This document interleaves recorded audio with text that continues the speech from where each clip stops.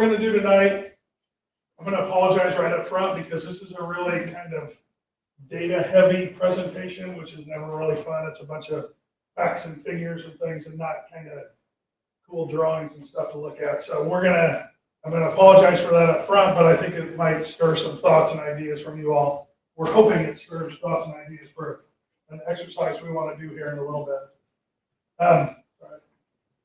This is our agenda for the night. We're going to go through some of the community conditions, and then we just want to have a general discussion with you all about what you're currently experiencing in Mays, what you'd like to see in the future of Mays, and the things that it might take to get to the future that you all envision. And so we just want to have that kind of brainstorming and discussion with you all tonight. Again, very at the beginning of the process. Process will go on for another 5 or 6 months, and we'll give you a new plan at the end of that to guide the future development of the community. So my name is Graham Smith. I probably should have let off with that. I work for a company called Multi Studio. We're based in Kansas City. We have 5 offices across the country. And we do planning, architecture, design, all across the country. We're a 51-year-old company, old. And for the last 35, 37 years, we've been doing community planning. Our areas of expertise are really those middle 3, planning, urban design, and we write a lot of development codes, which will be something we're going to help the city of Mays with on the back end of this project, is update the development codes. We also do community advocacy, and we also do on-call planning services, which means for a few communities, we sit in Mitch's seat and actually review development proposals, review cases before the Planning Commission, BZA, and Council, those regulatory bodies and legislative bodies that pass the laws and enforce the laws within the community. This is your team. So tonight, it's myself and Alexander, who's down here in the front. You're going to hear from here in just a little bit.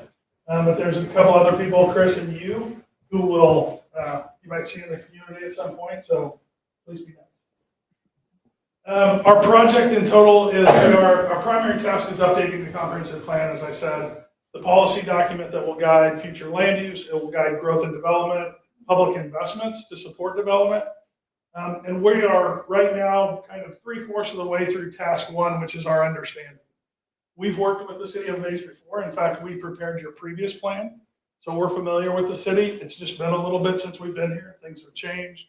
New people have been added to the community. Some people have left. New buildings have come in, new services and those things. So these need to be updated every once in a while so that you can plan for the future based on the changes and things that you want to see and the things that have happened in the past.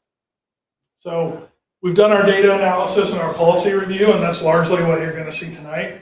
Is some of the highlights from that, or some of the key findings that we pulled out of that, not necessarily highlights.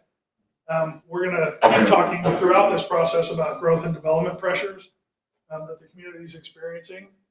We're about a quarter of the way through our economic impact analysis, where we look at the different development patterns and what kind of financial impact they have to the city, whether it's positive or negative.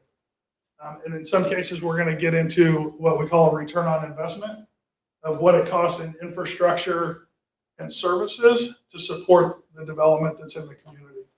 And we'll talk about that next time we get together.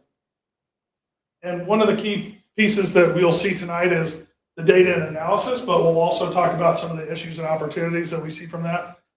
But what we're really here for tonight is rounding out kind of task 1. We've looked at data. We've looked at all the trends and things like that. Go ahead. What we really want to do is spend the bulk of the time tonight hearing from you all about how you use the community, what you think is valuable in the community, what needs to change. Again, focusing on kind of physical growth and development of the city. From that, we'll launch into task 2 and defining a vision for the future. That'll be the next time we get together, is we'll start talking about that vision and how you, not only what you want to be in the future, but how you want to get there. And then finally, task 3, we'll put all of that together in a plan, which will prescribe the policies, strategies, actions to implement that vision. So like I said, over the next 5 or 6 months, we'll go through all of that and produce a new plan for you all, and then start working on some of your development codes. This is the development code part of that. So after we get done with the comp plan, or as we're finishing up the comp plan, we'll have the policies and strategies we need to assess your current code, your development regulations, and update those as well, so that to get to that vision, you can require the types of development and public improvements that you want to see in the community. So with that, any general questions about the project that we're about to undertake or that we're launching into here? I'm going to turn it over to Alexandra, and she's going to hit you with a lot of data. We're going to go through this relatively quickly. In the next probably 2 or 3 weeks, there'll be a full report with all of this data in it, which will allow you to go as deep as you want into it, and you can actually research and more of it if you'd like. But what we want to do tonight is kind of hit you with some of the trends and some of the initial data that we found, looking at not only census data, but looking at past plans, looking at future pieces to the community, and things like that. So we have a baseline of information that we can all start from. So with that, I'm going to turn it over to Alexandra. Down this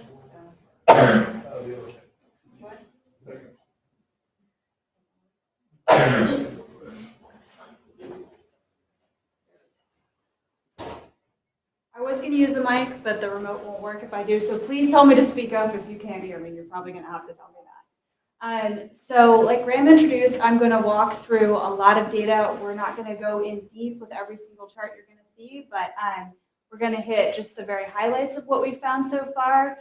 And then we will be putting that report online, and you can go through it. And like Graham said, all the sources will be in there. You can take it as deep as you would like, and you can also just read the summary. So really choose your own adventure. But we're going to start with a really quick demographic snapshot for the city of Mays. So as we walk through this, we're going to start with kind of the key trends, the key headlines, and then we're going to walk through a few charts for each of these different topics. Again, we're going to go really fast. So if you have questions, please, we can absolutely talk more at the end, and we can revisit some of these if you want to as well. So what we found is that Mays' population is experiencing pretty steady growth. It's keeping pace with the county and with the state, which is great. It is projected to double in 15 years, which is pretty rapid. The population is also aging at a little bit of a more rapid rate than Sedgwick County or the state of Kansas. We're seeing over the past 10 years, the presence of younger families with kids is shrinking a little bit.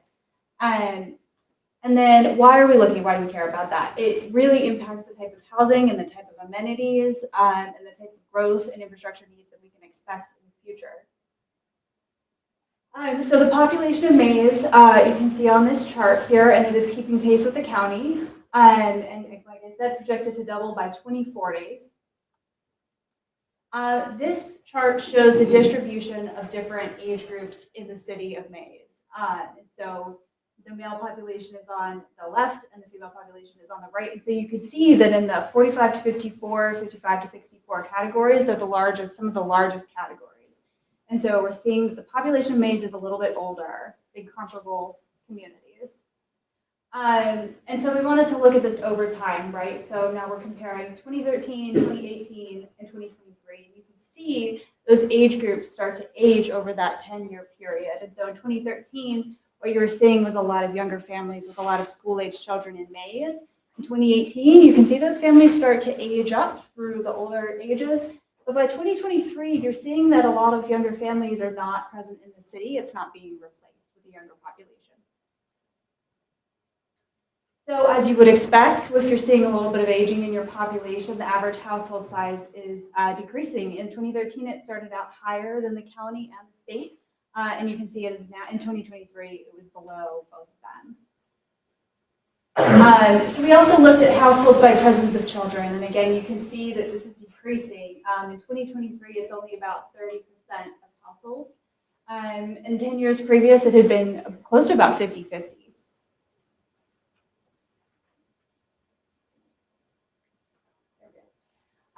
So if you look at households and how many households in the city have one person or more over the age of 60, you can also see that that percentage is growing. In 2013, that is a little hard to read, isn't it? About 25% of households had at least one person over the age of 60.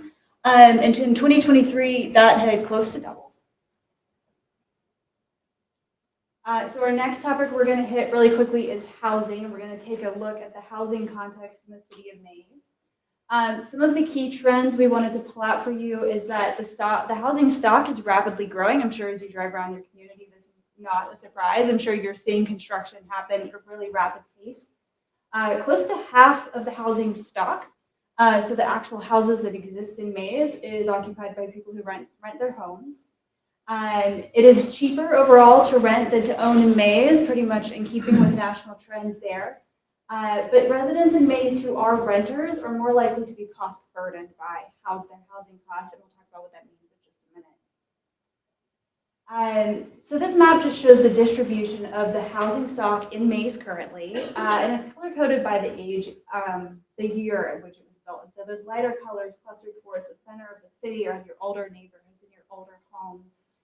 As you get outwards, you can see in those kind of medium brown, those neighborhoods were developed in the 70s, 80s, and then those dark brown colors are the most recently developed houses.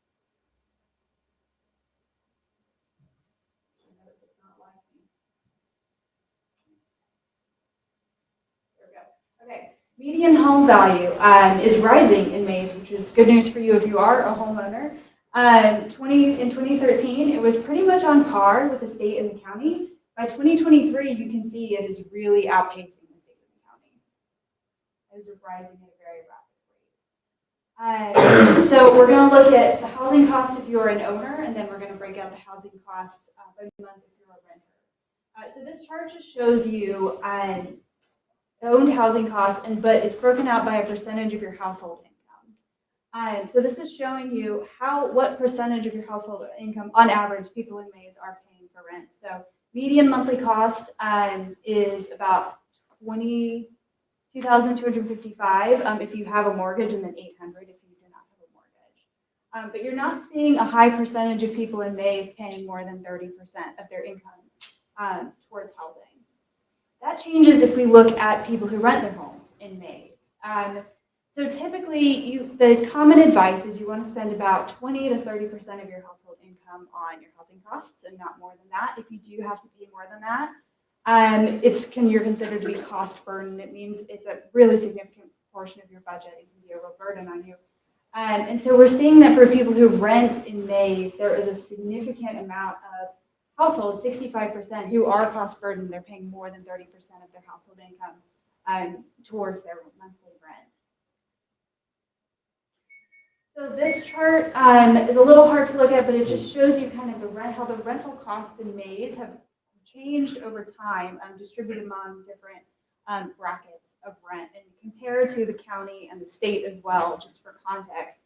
So rent is going up across the board everywhere, not just in Sedgwick County and Kansas, but honestly all across the country. That's not surprising. But you can see that in Mays, those upper darker colors in 2023, there's a lot more rental stock that is really costly as compared to some of these other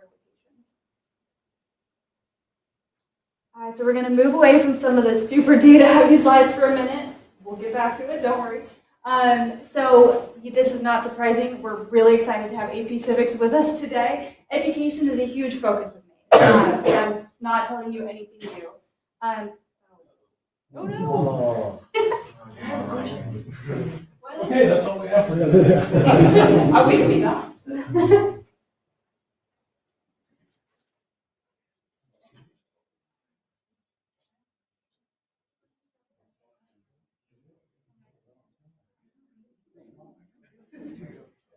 Well, while we get the screen working, any questions up to this point?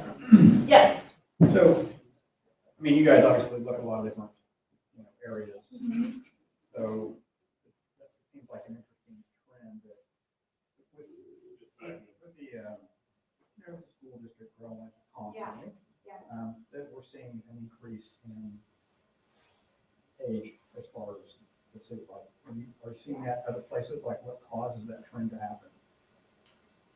You mean the disparity between an aging population, but you're also growing your school district? Right. I mean, other than we realize the school district gets way down into it. Yeah, I think our perception is that's your biggest challenge is you don't have to live in the city of Mays to use the Mays School District, which is common to a lot of communities, quite honestly. But But I do think there's also just generally across the country, the household size is decreasing. To me, it's kind of interesting that the state and the county are staying pretty even in terms of household size, but Maize has lost almost a person a household over a 10-year period. It's more interesting to me that the others are staying constant. But you're seeing, again, this is just my perception, my children, whatever, is that, I feel like that group is having less children. Yep. And baby boomers we're getting, at the end of the baby boomers, so retiring, moving into more rural communities, is that kind of the concept? So it's not just, like you're saying, it maybe isn't necessarily a standoff for that. The interesting fact is that Sedgwick County is holding its own. Yeah. Because you're seeing that same trend, which makes sense, if we're all aging, and they're moving to smaller, communities, and we're just not having children like we have been. So all that's normal. I just want to make sure we're looking at something that's not really weird. It's just kind of a trend across the country, or at least across the state. I think it is a trend across the country because you're exactly right. In fact, there's a number in the next 3 to 5 years, I think it is, that more than 50% of all the households in America will be single person households, So it's that kind of shift from married with children, or single moms, single mother with children, or single parent with children, to just single people. So there are just fewer kids being had. There's also something in the education side of things that has to do with that I forget the exact name. They gave it a really cool name that's going to happen next year. It's like the Teen Cliff or something like that. But the number of graduating seniors in high school next year across the country is going to go. It's been going like this, and it is going to go like this. That's my understanding is we will never see the number of, again, working population. Right? Maybe ever, like we may have peaked. Yeah, there's a ton of ways you can slice and dice this. Another one is in 3 to 5 years, there's going to be 5 million more jobs in the United States than there are going to be people to fill. So there's just all these kind of crazy things that a lower birth rate, higher death rate? Yes. That is going to impact all of that stuff. And on top of people aren't getting married, people aren't having kids. It's just every metric you look because at. that renting number is astounding. I mean, it's just astounding. That's a big one. 50%. But is that also driven by, again, individual young people not necessarily making a commitment, and older generation not necessarily wanting to make a commitment because they're on their way out? It's compounded by millennials, in my mind, from some of the research, it's millennials and what's the one that comes up? Gen Z, and baby boomers. Because a lot of them want the same product, which is a rental product in an urban area that doesn't have a yard. I can walk to everything I want to do. So they're moving out of their houses with yards and everything else. So you're exactly right. It's those two, which are the two millennials and baby boomers are the two largest segments of the population. My words are failing me. And so when they want things, it shifts everything. And it just skews the data because that's what people are doing. So there's a lot of different ways, there's a lot of different metrics that you can slice and dice and look at this. But there is a shift going on. There's no real projection of how that may, what that's going to look like in 20 years. Yeah, you can project that out. It gets a little wishy-washy because now you have Gen A coming in behind them. And so they're young enough, nobody knows what their preferences are going to be. Not to offend anybody in the room, but the baby boomer generation is getting smaller and smaller and smaller and smaller. And in 20 years, it's going to be really small. So that's not going to have as big an influence. So it's just, there's a lot of different things that go into it. Yeah. Thanks. Yeah. I was just looking at that. Number 13 and 20 are on the south side of 45th, and they're supposed to be on the north side. 13 is the new middle or intermediate school. It should be on the North side of 45th. And 20 is the career academy, which is Oh, yeah. connected Yep, you're right. to the high school. It's really hard to see on our map. Oh, yeah. Those numbers are kind of pointing to circles on the north Okay, side. I couldn't tell. But it's hard to see on the Yeah, but you're right. Yeah, but thank you. They're a little weird. If I may interrupt, if you do have a comment or something, we are recording, please look to me to use the mic, please. Thank you. Okay, so I'll keep going and then we'll take some questions at the end. So education, of course, like we just talked about, is a huge asset for the city of Mays. It's an asset, it's also an industry. And in our research, it really seems to be a huge point of emphasis and value for the community as well. That's something we want to hear more about tonight, of course. When we look at other types of community assets, which is something we always look at when we're doing this type of planning, we're looking at grocery store access, we're looking at recreation destinations, both for people locally in the city, but for any visitors as well. Restaurants, shopping, just any assets that the community tends to rely on. There's a few scattered throughout Mays. We're seeing most of them are actually outside of Mays city limits, so a little bit of a drive, I'm sure, for all of you to get to your grocery store or in your daily errands. When we look at parks and open space, there's 2 small city parks in Mays. There's a couple larger ones outside of Mays. We usually look at kind of parks and open space and kind of the natural environment together. So you can see that floodway, the big floodplain, really bisects the city on that angle, which does prevent development challenges, of course, but it also presents some opportunities, perhaps for a destination. So back to the data. Just real quickly, we're going to look at some economy and employment trends. So what we found was that most Mays residents commute to work in Wichita, largely. The poverty rate in Mays is lower overall than the county and the state, which is great. However, we are seeing, for those who are in poverty, a higher percentage of vulnerable age groups, such as older adults or families with young children, are in poverty as compared to other locations. And then the average household income is not really keeping pace with the state or county. It's lagging behind, which if we think about a lot of people being on retirement or fixed incomes, that absolutely makes sense. So the median household income was well above the state and the county in 2013. And you can see that it's risen some, but it is really not keeping pace as they've risen. So we also looked at households that are on retirement and Social Security income to just zero in a little bit more on some of those more vulnerable populations. And the pace of these households is really growing by 118% growth over that 10-year period. And again, this increase is significantly higher than the county and the state. You can see that disparity there. So 65% of Mays' population is in the workforce. The unemployment rate is lower than the county, which is good to see. And then the largest industry by a long shot is education. No surprise there. The second largest industry is manufacturing, and then there's a lot in more of the professional and scientific world as well. So one thing we always like to look at is where are people living and where are people working. And so what this is showing is that a majority of the Mays population that is in the workforce is actually commuting out of the city to work. They're not commuting. Only 137 people actually live and work in Mays as of 2024, and that is coming from your Regional Metropolitan Planning Organization and their analysis. And then you have 2,300 folks commuting into Mays who actually do not live in Mays, and they're working there on a daily basis. And most of those folks actually live just south of Mays. So we're really going to quickly touch on some mobility-related and community design-related topics. This is something we'll talk about in a little bit more depth in the future when we come back. But we wanted to just take a quick snapshot for tonight. So most residents we're seeing rely on personal vehicles for transportation. It's not really walkable or bikeable generally.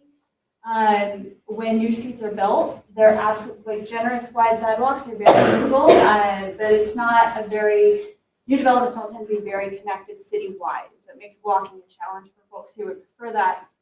And then design of public spaces and design of even private development seem to allocate a significant amount of space for personal vehicles, which makes a lot of sense given the need to drive. This is a zoning map of Mays. This just shows your current zoning. So you can see that those shades of yellow is residential zoning, and a significant majority of the city is actually zoned for single-family residential. And then I want to call attention to those pockets of red on the map. But those are the commercially zoned districts. You can see that they're a little bit disconnected and kind of disjointed on the map, and so not a ton of connectivity between the different commercial districts. Mays is definitely a vehicle reliant community. The average commute time, again, 19 minutes makes sense if you're commuting into Wichita. So we wanted to look at just general connectivity citywide and see how different areas of the community are connected to each other or are not. And so what we're seeing is a lot of newer developments tend to be really internally oriented and don't provide a lot of connections outward to the rest of the community, which can make active transportation, walking, biking, even for kids or for older folks to get around a little bit challenging. The street design is consistent with this. There are wide sidewalks absolutely being built, but the majority of the space does tend to be dedicated to personal vehicles. And then when we look at, that should say just building design instead of non-residential, I apologize for that. When we look at typical building design, we're seeing a significant amount of space dedicated to parking as well, in both residential and non-residential buildings. So again, that is a really, really brief snapshot. We're going to have a much more detailed report. We do want to have a discussion and then get into a little bit of a brainstorming exercise. But before then, are there any more questions we need to discuss? We can also say time. Yeah. Anything we can clarify? I know that was a lot really quickly, but any questions? Students have to ask questions before you can leave, so just a rule. It's just a rule. Sorry. I do have a question on the first slide. I have a question on the first slide. I took a snapshot of it, but it shows the Mays High School, and then just south of that, it has it in like the pink color, which is actually a neighborhood. So, Oh, the land use? Yeah. I noticed that when you had that up. no, back to, it's actually like the first slide, Keep going. Keep going. backwards. Go back. Very first Oh, slide. at the very beginning? Yes. Oh, I'm guessing that was the future of land use map. Yeah. Which would explain why.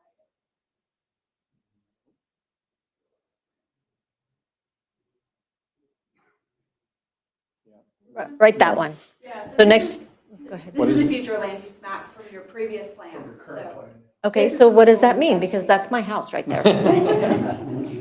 I have concerns. It means we need to update it, which is why we're here. Okay, Which, at 45th? 45th and 119th, right there, that pink spot, the Eagles Nest neighborhood. So see the blue, big blue square? Yeah, the big blue square, yeah. And that then just L south of shape- it. That L Mhm. shape grid. So at that time, 2019, 2018, 2019, the thought was is that the school campus there would stay relatively the same, but as growth occurred west of 119th, that 37th, 45th, 53rd would be good locations to create nodes of activity centers. And so what's there wouldn't change dramatically, but on those three corners where you could fit in neighborhood scale commercial, things like that, that's where it would be most appropriate because you've got one arterial and maybe two arterials or an arterial on the collector street. So you'd have the transportation network to support.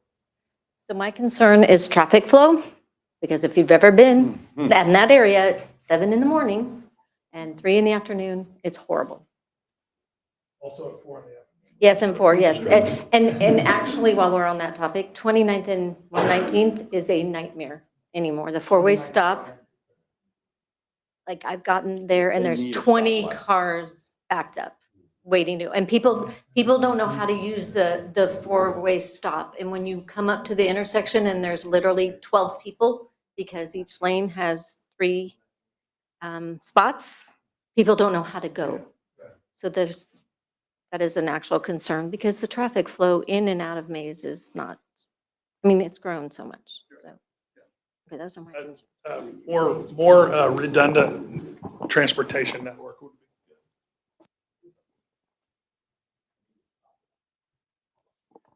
So that brought up another question for me, but you talk about node activity zone. What does that technically mean? Is it just putting more businesses on 119th? Is So- that, In general, it means your current Mays Road from 37th Street south, if you can picture that. Instead of doing that for every linear foot of that street, start to congregate those things around an intersection or around a node okay, so that people can use multiple things in one area without having to get back on the arterial and drive down and go to another and then fill in between with residents. Gotcha. So that you grow the population around those nodes and things like that. That's a general description. It happens a lot of different ways. The second question I had was on the commuter data. It talked about commuters going out, coming in, and who works in the area. Does that take into account remote work? Obviously, that's increased. Is that That's excluded from that? Is it commuter out? the in with the circle and the out, that's just commuter. That's commuter Okay. information. So it's living and working, and then who's commuting in, who's commuting out. We talk about that in terms of daytime population and nighttime population. Your guys' daytime and nighttime is relatively the same. Everybody, all the people that are leaving are being replaced with other people. So there's not a dramatic change. Yeah. Because in some communities, you know, like if you carved out downtown Wichita, and you would see a daytime population that just booms. And you could respond to that with goods and services and other things, restaurants, whatever the case may be. You guys stay pretty even, from the data, you guys are pretty even. Yeah. I was just thinking from an infrastructure perspective of, do we need to have more parts in there for people who are staying more local and having more of that traffic kind of Yeah, contained? Unfortunately, it doesn't include work from home. So somebody will be able to measure that at some point, but that doesn't have a good handle on that right now. You'll see this in the more detailed report. It's not in this presentation, but about 11% of the base population is actually working remotely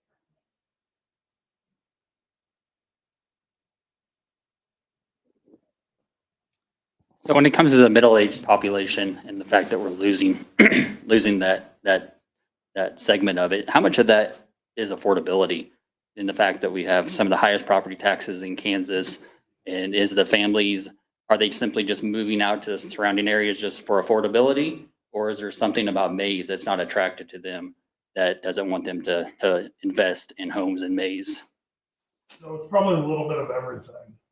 Quite honestly, we haven't done that deep, but there is a cost issue. If you look at the median household cost or median,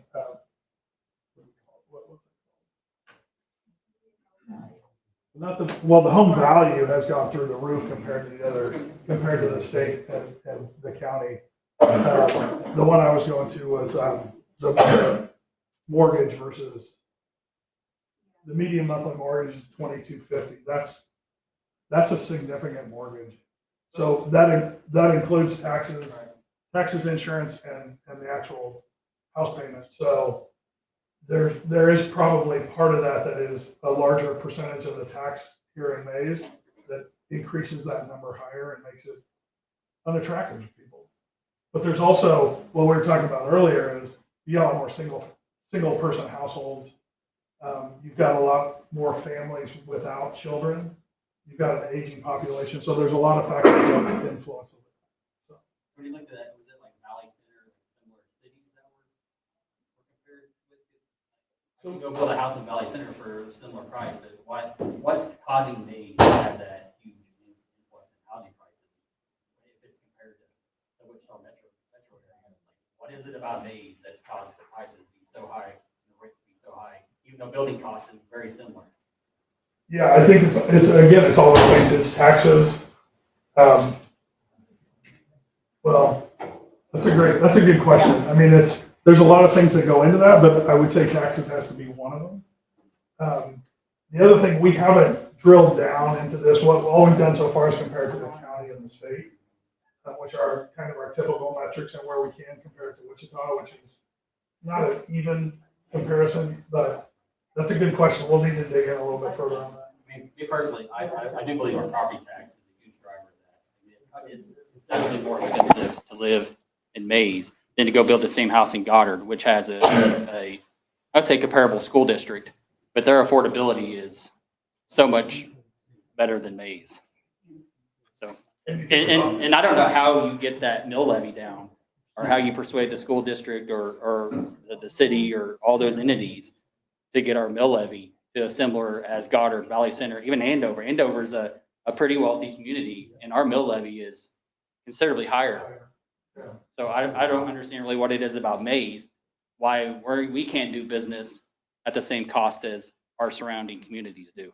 Okay, we'll look into that more. We don't have a good answer for that right now, but we'll look into that further.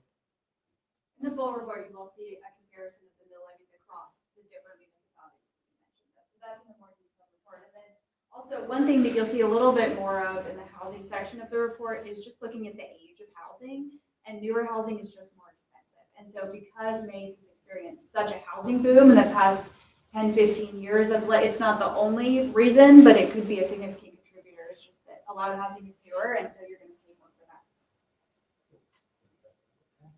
Yeah, your housing stock is really young. Yeah, I feel like Andover's the same, Valley Center's got a lot of new construction, like, we're not unique. Yeah. But we are unique in the fact that our cost. And I've never really been able to pinpoint, other than property taxes, what's that driver? Well, and on that note, like I've been in my house for a long time, and it seems like in the past 5 years. I've been at my house for a long time, and it seems like in the past 5 years, my yearly property tax has gone up almost $1,000, which is a third. Yeah. It's- That's unreal. And then That you're is- pricing people out of their homes. Yeah, that is consistent.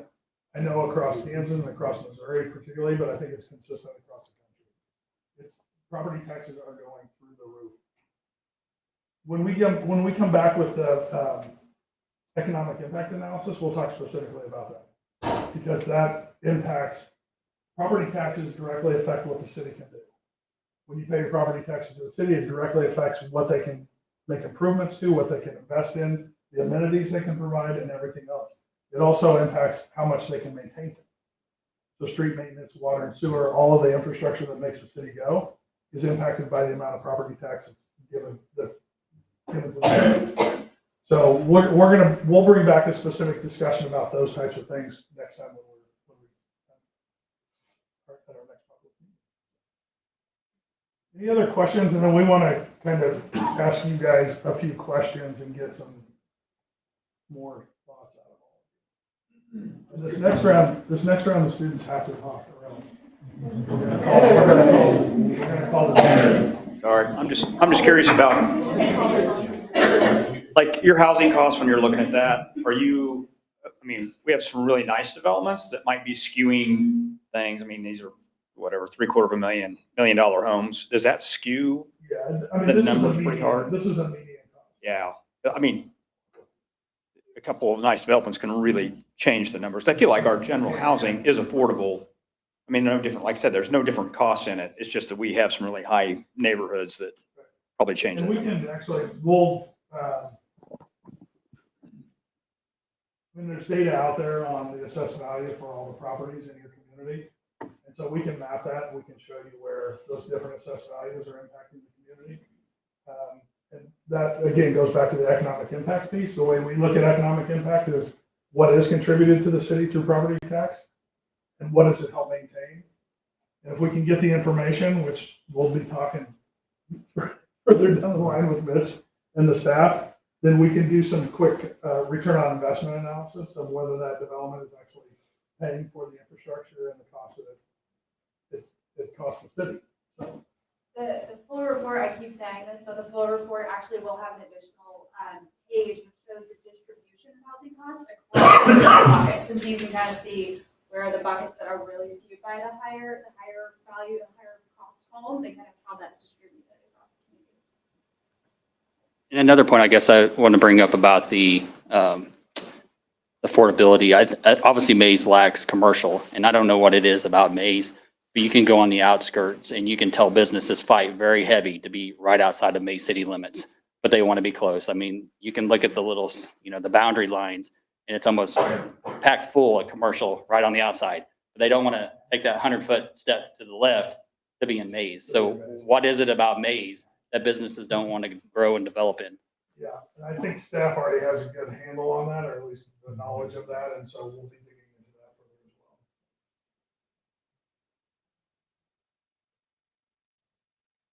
well. Any more questions? Any students got any questions? Who did you pick to ask the question? You passed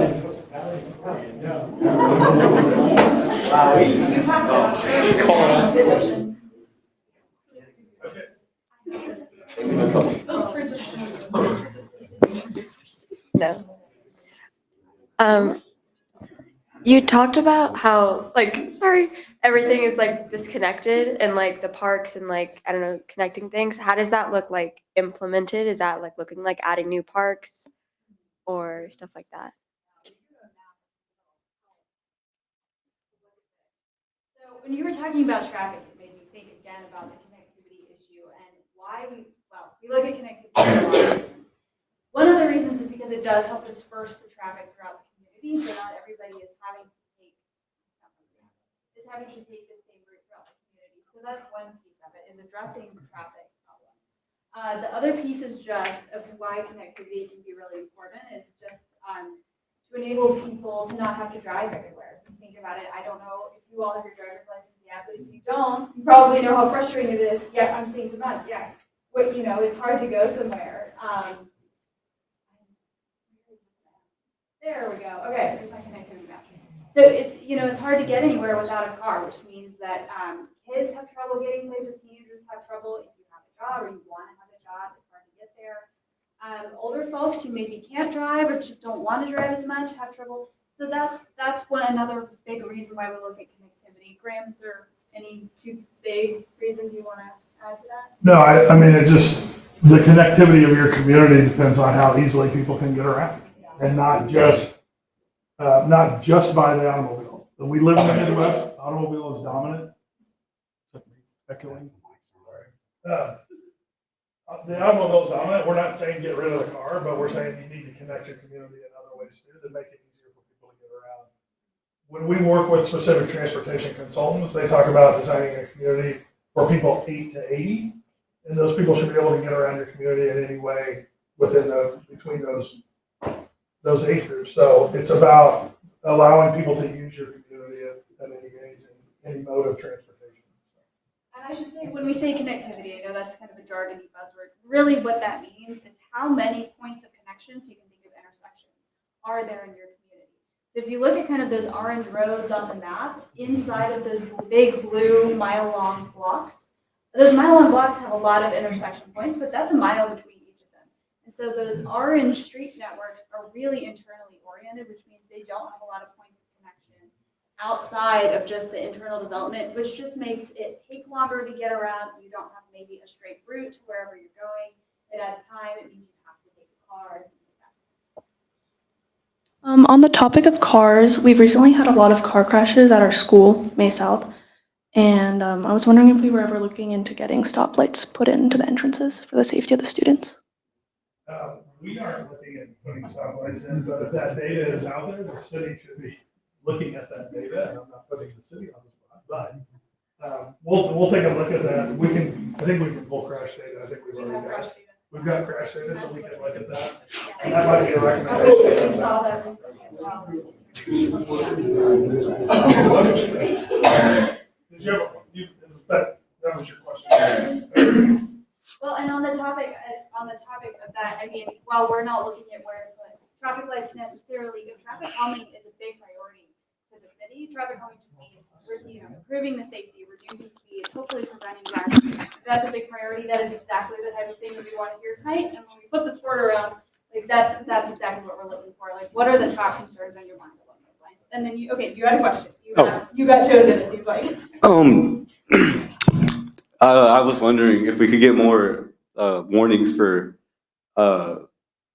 construction and road closings, because I know someone who got the side of their car caved in because they didn't know about a road being closed. Thank you. We're not making recommendations that are really exactly that detailed and specific, but it's just like a car crash question. If this is an issue and a challenge, it's something that we can make high-level recommendations about, and then the city can take some steps and some measures to prevent that, because that is a concern. So yeah, exactly. Did that happen to your car?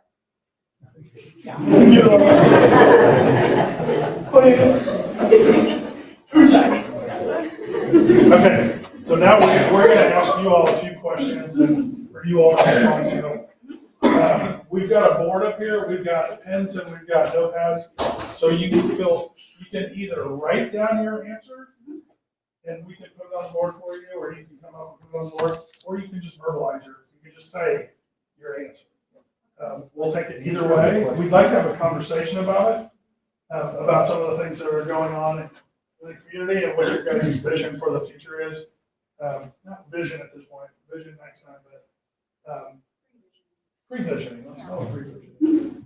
So like our first question is, what's your biggest growth and development challenge facing Mays today? And I think we've talked about a few of these things in terms of population and things like that, traffic. But is there anything we haven't talked about that you would say is a challenge, an impediment, a barrier to growth and development? It doesn't have to be outward growth. It can be redevelopment. It can be inward growth.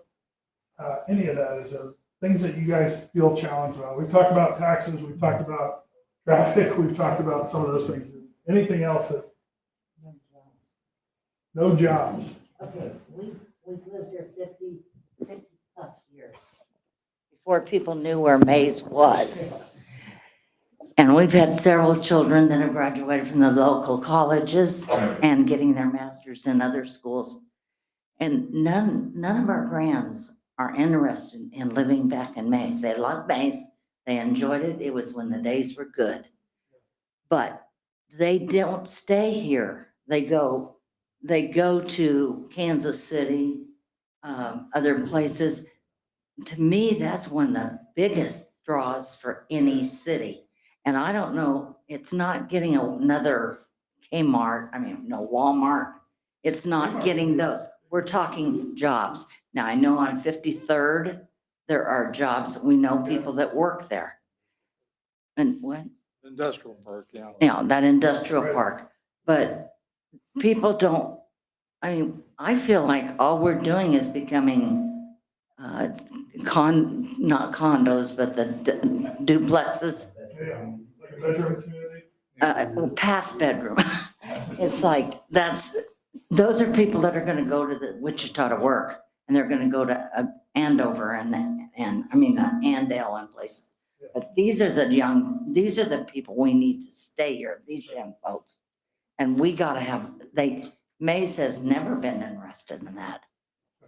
That's a great one. A lot of communities are facing that. Especially a lot of small. What's our plan to do something about that? Well, we're gonna keep talking about it. Hopefully we come up with a plan. Well, and that's why we're asking all of you really future-looking Sorry, I questions. cannot hear her. Oh. I'm sorry, her and her voice, there's nothing. Use that. Sorry. Use that. I even have my ears on. Okay, I always have this problem. Please tell me to speak up. No, and that's why we're wanting to ask a lot of future-looking questions today as well. So current day questions as well, and then when we come back for more of a specific concrete visioning session, we're gonna ask a lot more future-oriented questions. And we really, really hope that our AP Civics class comes back, because if these are the young folks that you're saying need to stay, we have them here today. So, we really wanna know from all of you, what would make you stay and what is needed to help Mays evolve into a place that is, not just a bedroom community, but really makes generations want to stay here. Something besides the school system. Absolutely. That's real quick. You guys have any ideas? Please put it on the board. Like entertainment is a big thing. Like I know there's not much to do in Mays. Like I don't really want to go to the splash park. If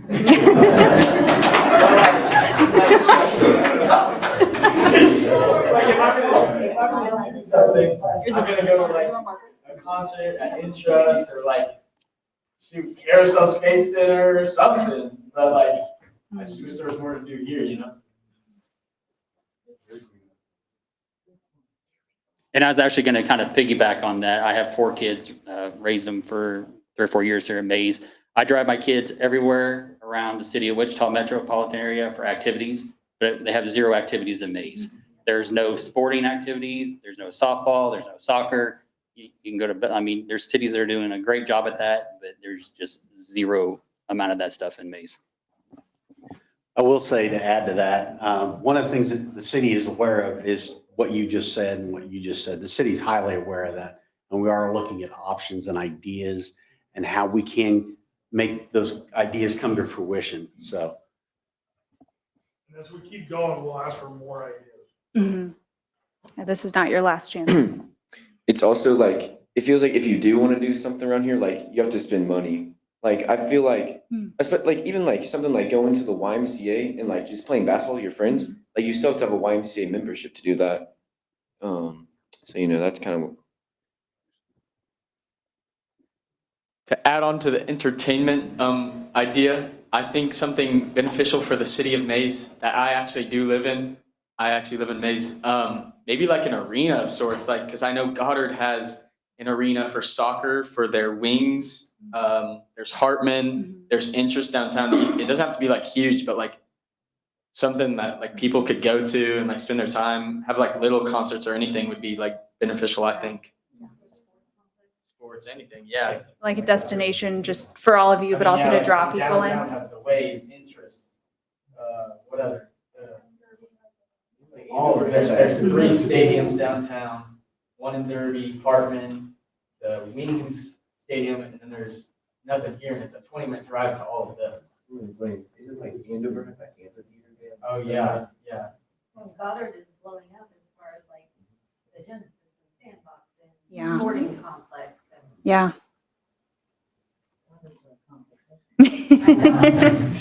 That's helpful to know. That's good to know. How much space does Mays have, like land, to actually utilize or to bring these things to fruition? I should have added an aerial image to the presentation. I don't, but I'm going to go back to the zoning map because you can, well, actually, this one or the future land use? Well, This is, I mean, that's the future old land one. use map shows in 2019 what the city was considering about growth and development. And this one also shows you can see all of those pockets of land where there are not orange roads. Those are either currently agricultural or undeveloped areas as well. So it's So there's a lot. significant. Yeah, so those gray areas there's a lot of land inside the city that's undeveloped. Yeah. And then there's a lot of area around the city. And then one of the things we were talking about this afternoon is like the agreements in growth areas between other communities. And so how far can you go? Like since the last time we did the plan, the school district jumped to 119th Street. Because when we were here doing this in 17, 18, 19, there was absolutely zero west of 119th Street. Now there is. Yeah. So, I mean, so that red boundary was the old city limit boundary, and then all that colored area, yellow and the green and the light yellow, were areas considered for future growth. And so it's a matter of finding the right location to do those types of things. Yeah. Yeah. So that's a great question. Her question was, is there an impact with because of the farming or on farming? And some of these, like you know, some of these areas that are notched out, like around the school district and things like that, are those have those not been developed, or are those not being developed because they're prime agriculture land and they are producing? So the corner of the northwest corner of 45th and 119th was a farmhouse. Yep. That is now the intermediate school. And I've heard that they're going to put 2 more schools on that property. Is that true? And I don't know how you're going to do that. Then the traffic flow will be horrendous if that happens. 119th has to change, in my opinion, but I don't know the answer to that, but we can figure it out. So that's my next question. Are you going to widen 119th? Because I don't want you taking any more of my yard. We've already taken a bus. Yeah, you've already taken a lot of my driveway. And I like my yard. I bought out here because I wanted to live. They need to go to the east side or the west side next time. Because every time they come to the east side, they need to go to the west side. We don't know what's going to happen out there, but if there's future growth and development that's substantial out there, like you could argue that it's already starting, then something needs to be done with 119. I don't know what that is, but something probably would have to be done. There's a question. That's a question that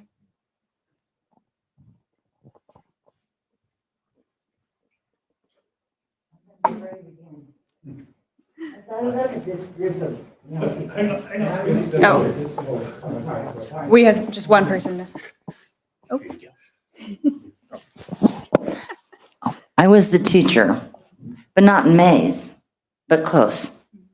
And as I look at these young people, first of all, I'm really I think it's a super idea to have them here. I don't know how they got here. Maybe the future said go, but anyway, I think they have a lot of ideas. I'm wondering, maybe I've missed it. I don't think the city's ever had a dance we got this beautiful new, what's it called? The amphitheater. I think these young people would have ideas of how to, first of all, we got to get you guys to Mays, not just to the schools, but for something fun. And other towns, a lot of them have their farming communities. They have things that, and I don't know, do we even have any farming kids anymore?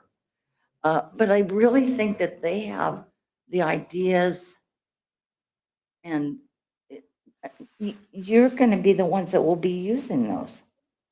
Some of you will come back and raise your families there in Mays.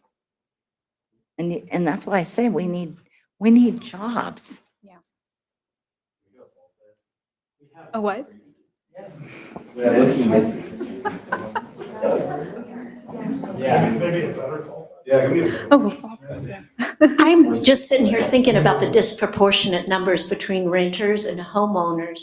And we're talking about residents retaining, a lifetime of living in Mays. And I think just by the nature of a lopsided rent versus owning, that in and of itself is going to contribute to that less buy-in of that community feel. So we can talk all we want about, we need this for our community and that, but you don't get the buy-in from community members that are renting because they can be gone in the end of 6 months. And so when you see how disproportionate that is and all the zoning for all the rental properties, I think you're going to see a big factor with that sense of community that we have had in years past. I've been a Mays community member for 40 years, so it's completely changed because of that.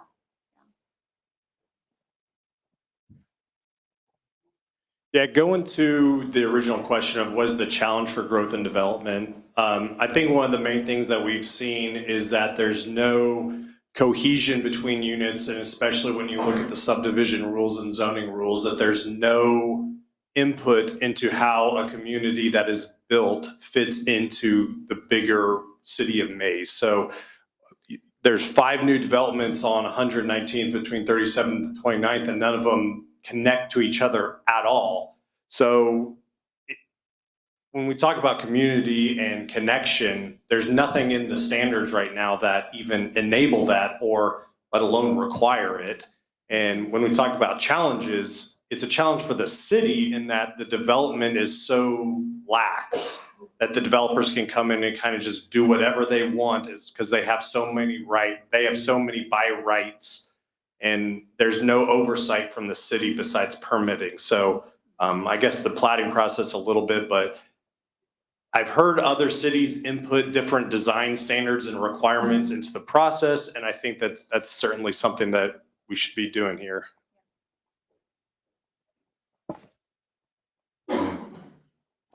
Yeah, just to echo on that, like, I completely agree with that aspect of, like, there's just no cohesion. There's no thought process to anything. I think that's why we keep having these duplexes pop up, is it's like, oh, I have a builder that I know I can rent these out and sell it and I'm gonna make some more money, but we're not gonna connect to anybody. We can't build a cohesive neighborhood or a group of neighborhoods because builders aren't talking to themselves, and it makes it harder on all of our infrastructure as far as waste management, water, sewer, everything. Like, it becomes so much harder for us to manage when we're not making these together. And the duplexes are just, it seems more of that selfish game, puts more strain on our infrastructure, more strain on our school systems, and then they don't stay.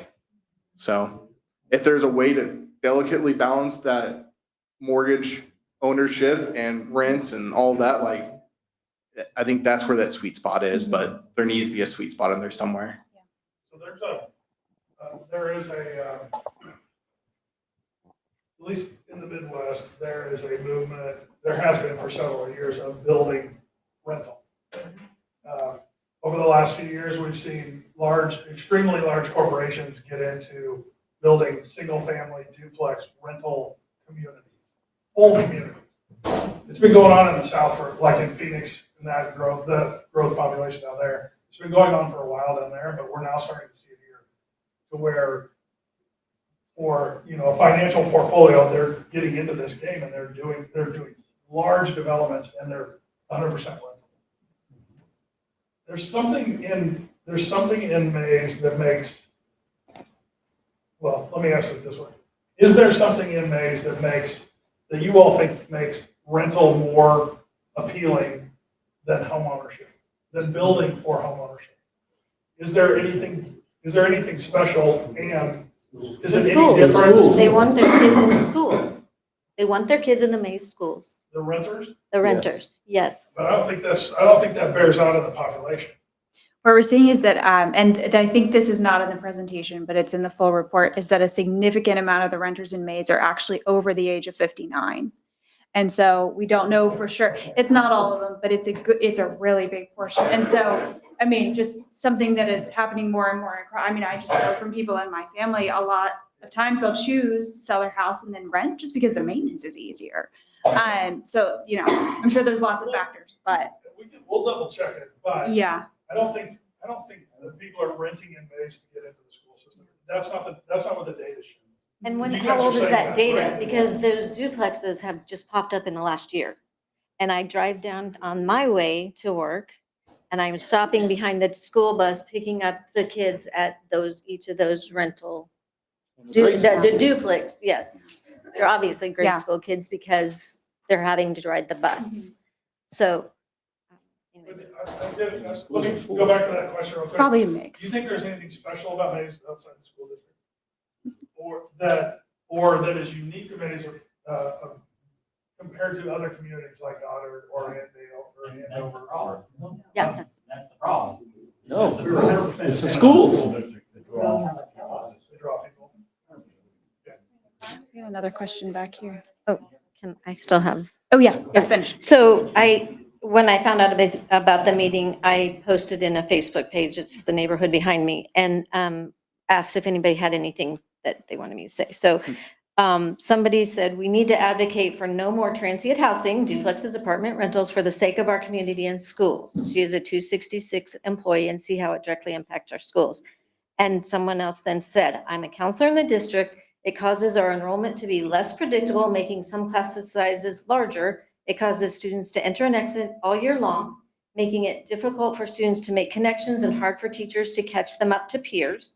Typically, those students in rentals are more high risk, either in academics, behavior, or both, using extra resources.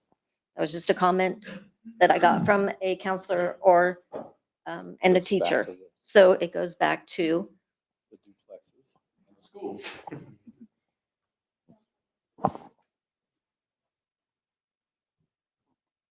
Sorry, kind of going back to what you were talking about, I feel like it's almost the younger people who maybe are gearing towards the like duplexes, because maybe it's like a starter home, like maybe like a foot in the door to like get into the school districts.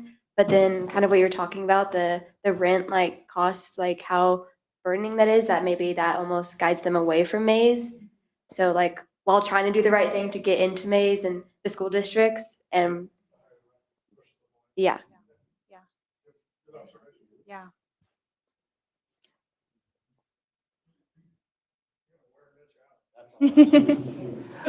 You asked about, or you were wondering why 59-year-olds are, I don't know exactly how you said it, why a lot of people are at the age of 59 are living in these duplexes. It's very simple. You work your whole life, you save your money, your insurance. Today we sat down with family and they're getting ready to retire. And I said, let me tell you what happened to our Blue Cross Blue Shield last year, or this year, it's coming up. We can't afford to stay in our houses anymore.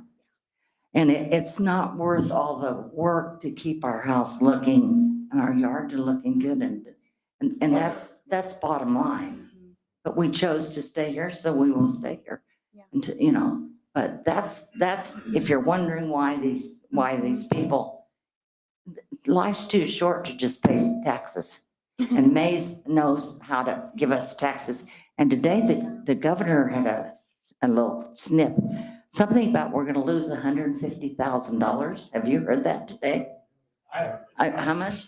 I thought you said $1 million. Okay, $150 million, and it will impact people.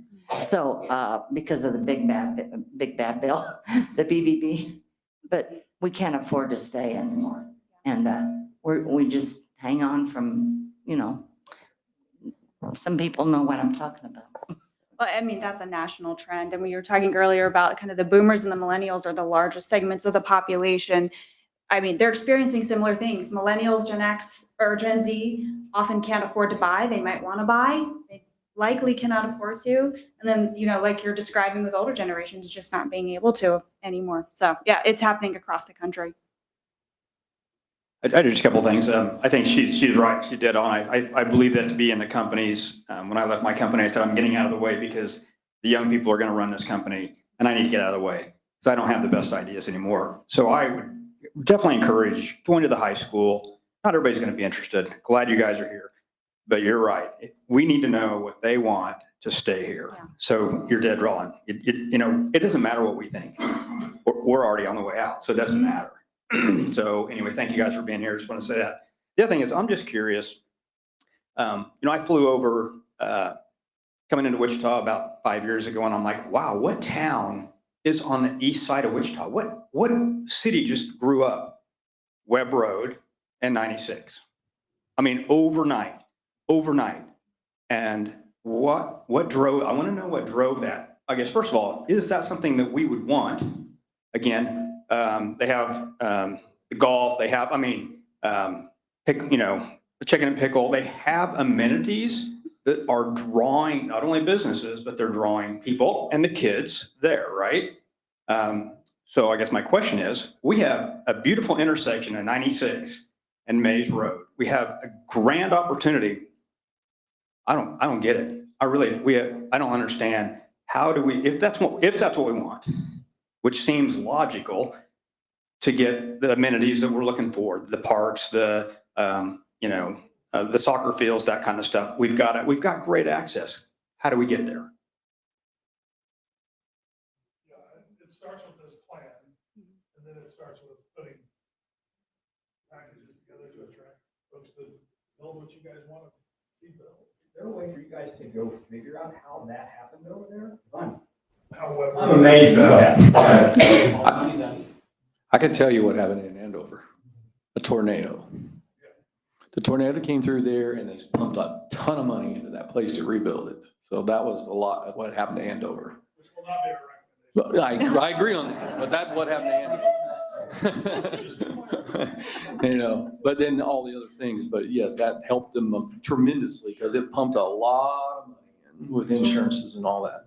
Yeah. But the other thing you were saying about, I think part of the growth of the housing that you're seeing in the duplex, 99% of the houses I've seen being built there's no basement. They're just ground level.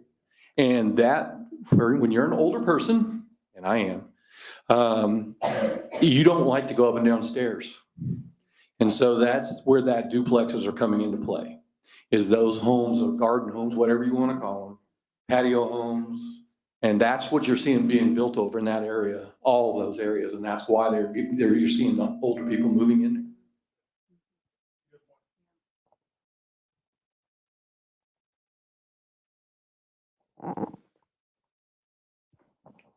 I have a couple of things. You're talking about the value most of Mays. I think part of it is because it's so close to New Market Square.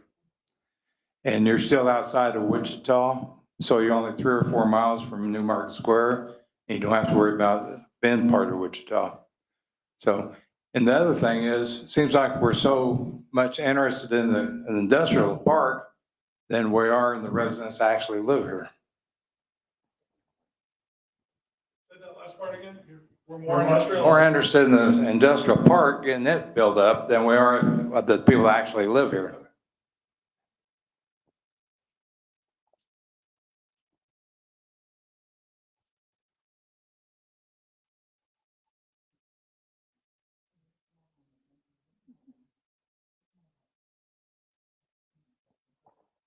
Any other questions? if you feel like you need to take these questions home and think about them more and talk to your neighbors maybe, we will be creating an online version of these just simple 3 questions. So this is not your last chance to get all these thoughts in. I've been volunteered, but this is her question.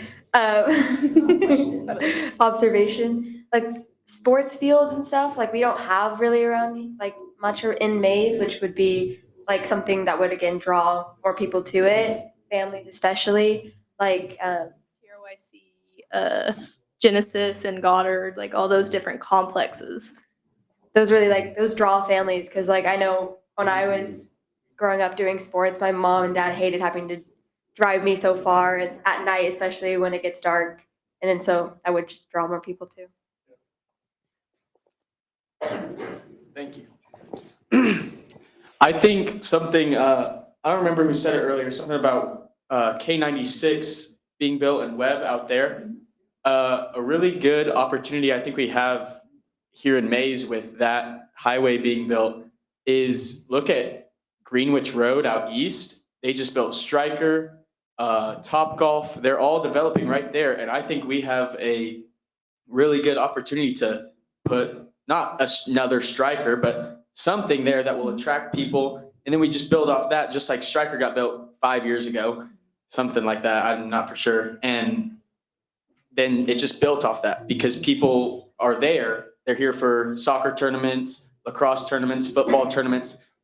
And then they're going to want to go to Topgolf after. They're going to want to go to Chicken and Pickle down the road after. And I think something like that, like an entertainment, a sports facility, something to attract people to Mays would be very beneficial in all aspects of raising home values, something that people would want to come to Mays for. You need to consider career and economic development. Or urban planning. It's me again. When you guys did make these decisions, young men like this need to be on this committee. I see a future mayor in the backseat here. Not now, but you know, but these are, what about having a car show? I mean, is that something that is, I mean, they have it down at that Plaza IGA, the old, I mean, come on, let's start using our creative juices. We didn't get a swimming pool in Mays. Instead, you got a splash park that even no one can go in there that's above 12 or 6, whatever. And, you know, we, well, they told us we were gonna have a swimming pool. Of course, that didn't happen. But anyway, like I said, I'm really impressed tonight. Go for it. Next senator. I hope so. We have a question back there.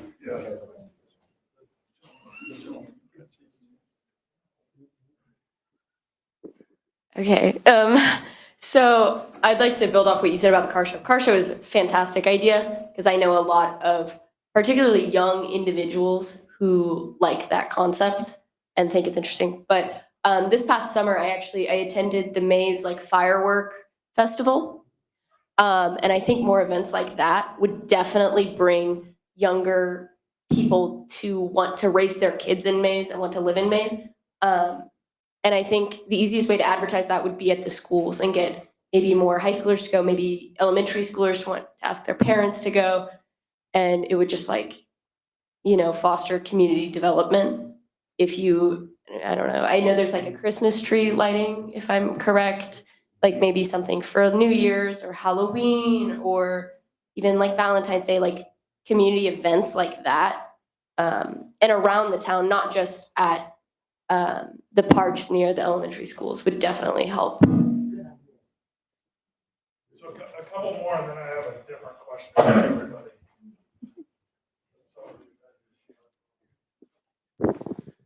First off, my apologies for being late. I thought it was an open house. So I'm Matt, and I just bought the 2 lots up here at 53rd Mays Road. And one of the things I've heard at this meeting and everything going on is I bought those for the purpose of development and growth within the city. And what I hear from everybody wanting new fields, wanting new this, wanting new that, all takes a good tax base. You need the funding to make that all happen. In order to make the funding to get that to happen, you need development-ready land. Right now, that land is all in a floodway, as well as quite a bit out there that is in a flood zone. So us developers, people who want to come in and build, can't. We can't bring our money here. We can't develop here because it's not ready. The land out east that everybody's talking to is ready to build up. It's ready. If I want to go break ground today, I can. I have no idea how long it's going to be before I can break ground on my land over there. So that's just something to keep in mind as the city's investing money.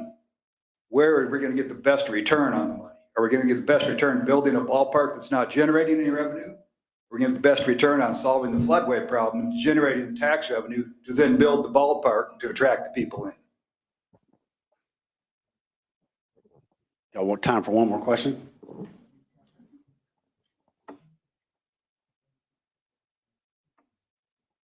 Yeah, like somebody said earlier that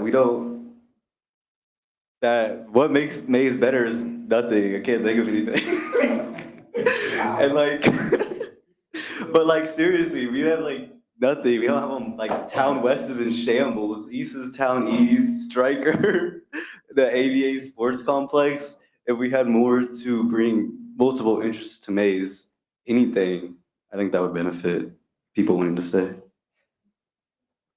Graham? Yeah, so building on that concept, we've got about 10 minutes left, so I wanted to switch gears a little bit, and it's like a 180-degree flip, but what is it, and I know the school system is the big answer, but what else is it about Mays that keeps you here? What else is there in Mays that we can build, that's already here, or is already happening, that we can build on for the future? I like Mays. My dad lives right next to the soccer field at Mays, and something that I like when I see a new business pop up in Mays, it makes me want to go support them. If I see like Roadrunner, I eat from there all the time because it's in Mays. I could go to Taco Bell half a mile away. It's cheaper and it's in Wichita, but like I know Roadrunner's in Mays, and that's just something like I want to go there and support Mays. So I think I enjoy that about Mays is the community, I guess, and I like to support it. Get her real quick. The mayor's got something to say. Kind of what Blaine was talking about. It's all like the little like shops, like the local ones that are like they kind of and like the restaurants like that kind of like bring you in and want like that you want to go to and you want to stay in Mays because they are local and they're like almost like nostalgic. I don't know. It feels like more rather than going to somewhere like Taco Bell, like what he was saying.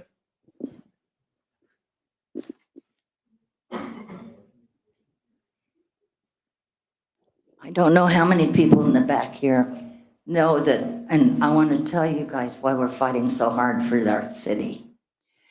A number of years ago, okay, you know the El Dorado prison? It was going to be on the corner, 3 doors from our home. And it was the city was going to get a sewer system, I think. I don't know. It was all negotiated. Did you know about that?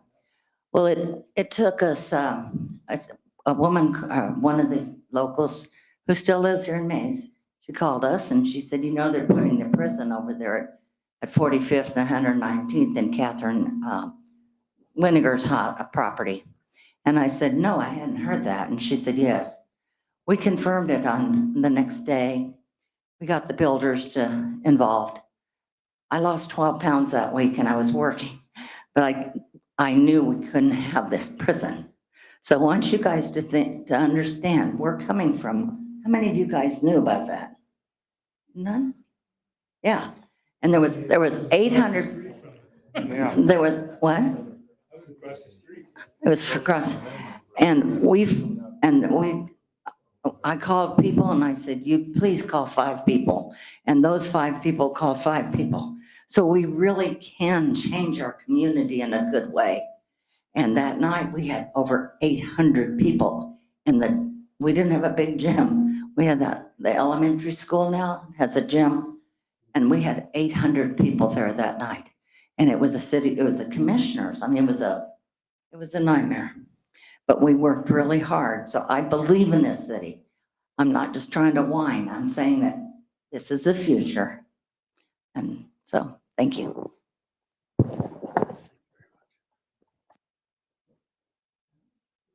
One more, Graham.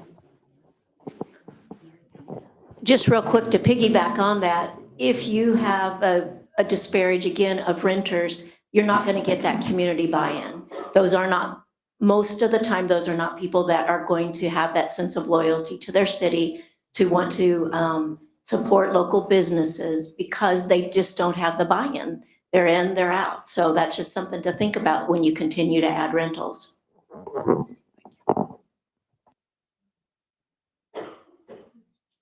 Anybody else? Any more?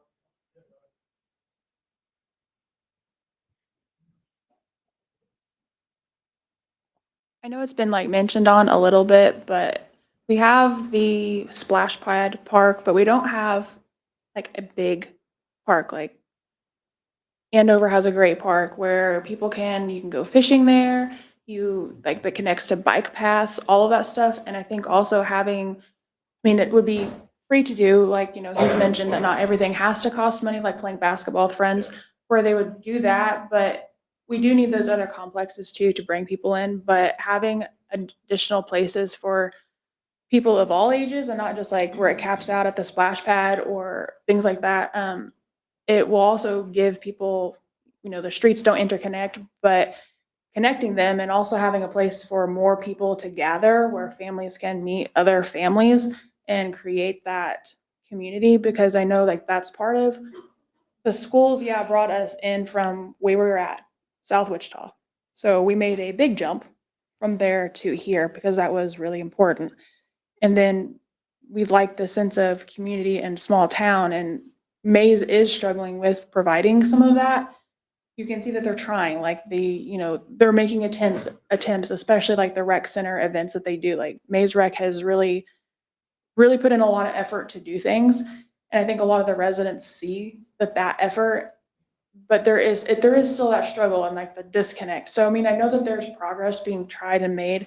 It's just like, what can Mays do to further connect all of that to make people want to stay, and also see that Mays residents, so we can see that they are making continuations on building that up and making that effort versus just seeing our tax bills go up and be like, well, why?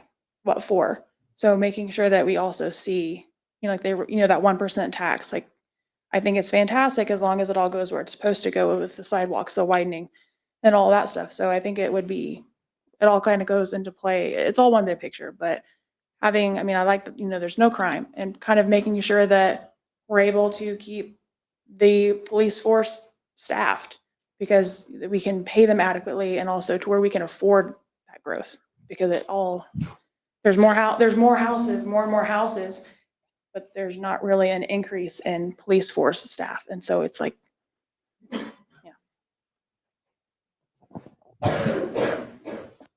Anybody want the last comment? No pressure on me, anything, all right? Just close. I vote on one of those two, ending it officially. I just want to say add on to what you were saying about things in the community with parks, fully support that. We also need a public library, I think, in Mays, because our closest one is at 13th and Tyler, which is not within walkable distance from anyone who lives in the Mays community, and people who may not have wireless access in their at home, who rely on schools for completing assignments and everything. We need to have that as an accessibility feature for Mays. So that's my only thing I have to say. First of all, thank you all for coming. Really appreciate it. Please stay engaged as we keep going forward. This is literally the first public meeting. And so we got a lot of good information, a lot of good discussion. We want to keep evolving that into a plan eventually, but we're going to have additional conversations along the way. If there are people that couldn't attend, or you want to tell this about and they want to give their feedback, we will have a questionnaire in the next 2 to 3 days up on the city's website. We'll put this presentation with it so they can look at it. You all can go look at it more. And then in the next couple of weeks, probably we'll have that full document out for people to review. But please, however you found out about this, please monitor that and share it with your friends and neighbors so that we can have additional attendance. You guys are all required to come back to the next meeting. We're gonna figure out who your teacher is. They find out that page, or like, we have a Facebook page. If you go to the website, can we put a button on the front page or on the planning page? City of Mays. And this is the comprehensive plan update, so it'll, something related to that, we'll have a button or a page, or you can find the information. Thank you all very much, I appreciate your time. From the city staff, we'd like to say thank you as well. We really appreciate you all coming out. I said,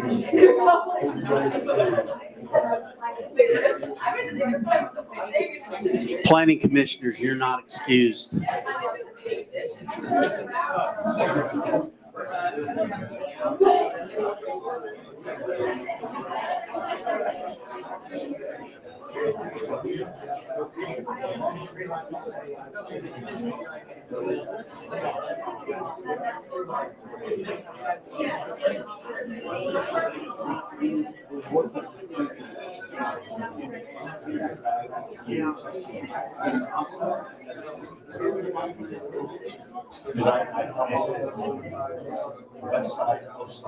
Facebook, I believe it was on Instagram, news,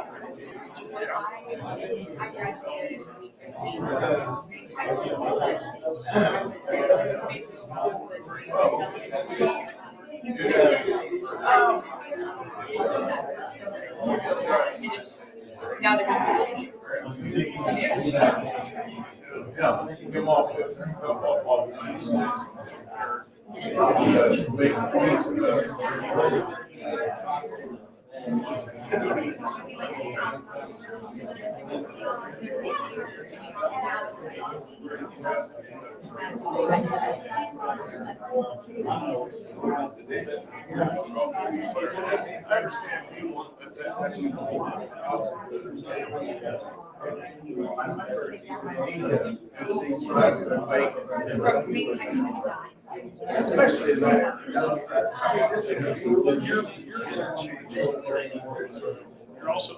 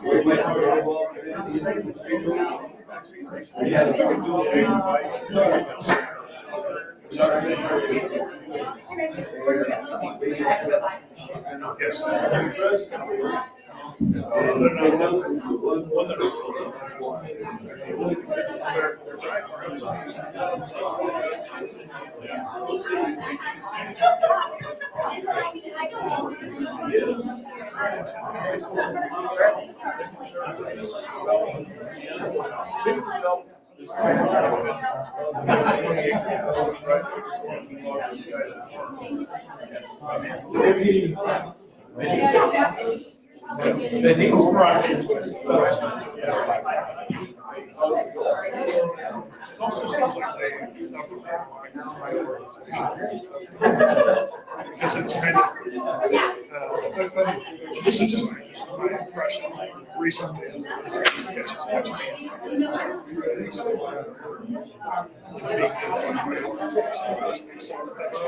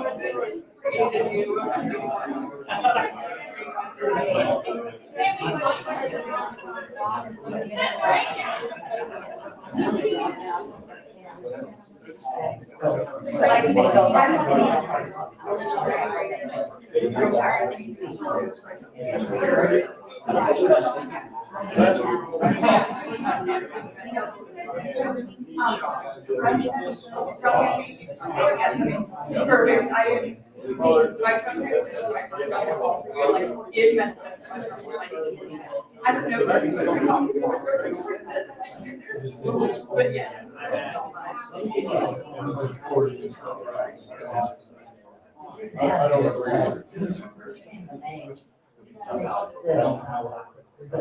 We were outside.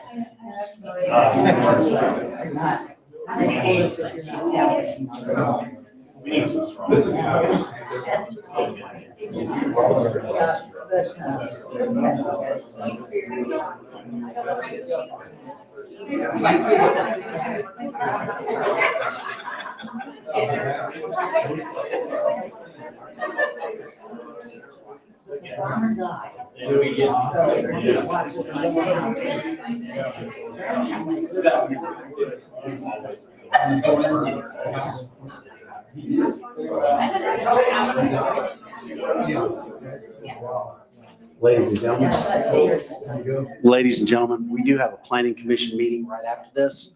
So when you get a moment, we just need to begin that meeting soon. Thank you.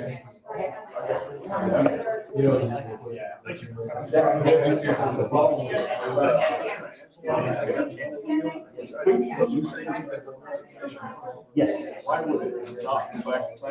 They have.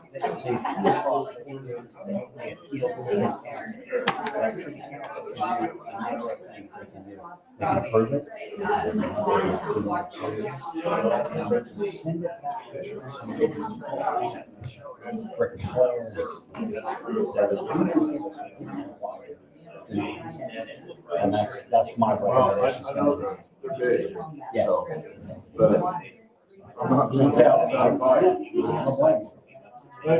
Have a good evening, okay?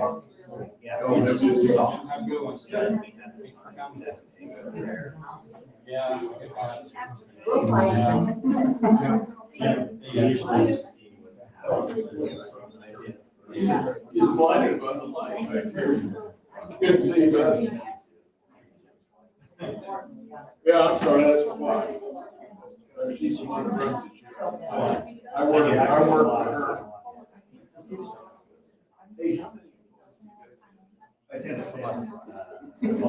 Yeah, down there.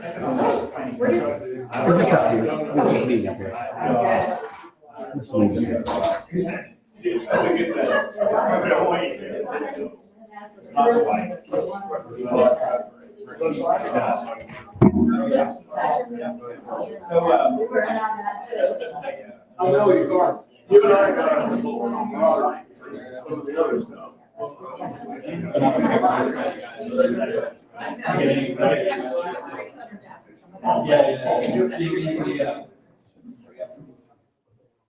Sorry, Karen. Oh, sorry. No, you're good. I thought you were so carried. Are you saying this for the meeting? Well, so nice to meet you, Ross. Oh, yeah, nice to meet you too. Thanks, Mitch. Thank you for coming. Have a good night. I don't blame you. Put yourself to bed too. Yeah. It's kind of late. It's not too bad. Their bedtime's about 8 o'clock, so I got a little bit of time here.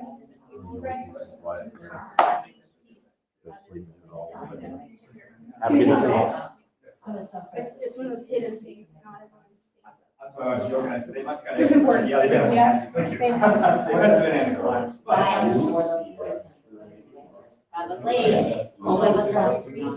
Yeah.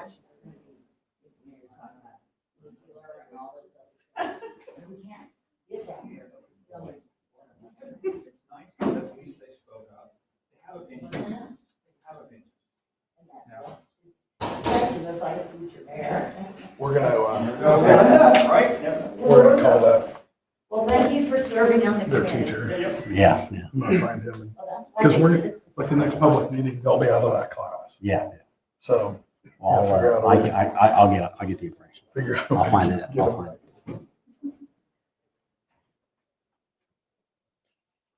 Okay. Oh, real quick, Commissioners, the clipboard is not a part of your Christmas gift. We have to return that. Wait a minute, we got gifts. Well, they gave you it. Your gift comes in a large. You're gonna get when you fix the city. Good luck. I feel awkward standing up here in front of you, but I guess I'll stand up here. But we wanted to do two things tonight. One was kind of recap what we just heard. Any thoughts or ideas specifically about things you heard, things we need to pay maybe special attention to, maybe any history about some things we heard that we need to understand better before we start down a road of considering things? It needs to do a lot more, but also lower taxes. Right. Yeah. I mean, that's a pretty standard given. I mean, but no, we got that message loud and clear. Yeah, go ahead. I heard the word connectivity a lot. How do you achieve that interactively? Yeah, that's one of the biggest challenges we face, quite honestly. And whether we're doing a plan or a zoning code or anything like that, reconnecting a city after it's already built is one of the hardest things to do. So in a lot of ways, it's doing better from this point forward. And then when opportunities arise for redevelopment or reinvestment, that's when you take the opportunity to reconnect things. Yeah.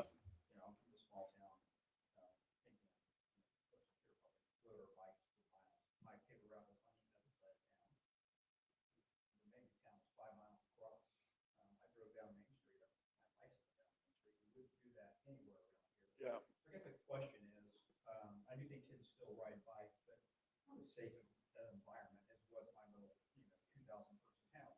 So connectivity, I get it, one wheels, scooters, but it doesn't have, I don't feel like it has the range that we think of as connectivity as in miles. Is that, am I wrong? I mean, I guess I'm trying to figure out, I know it has value, but where's that value at? Because we're all really lazy and we jump on our car. No, I mean, that's a great point. I think for long-term connectivity, your mile arterial grid system achieves that. The only thing I would say is that it probably needs to be, in most cases, it probably needs more pedestrian amenities, sidewalks, shade. So if people do want to use those for a long distance, they can.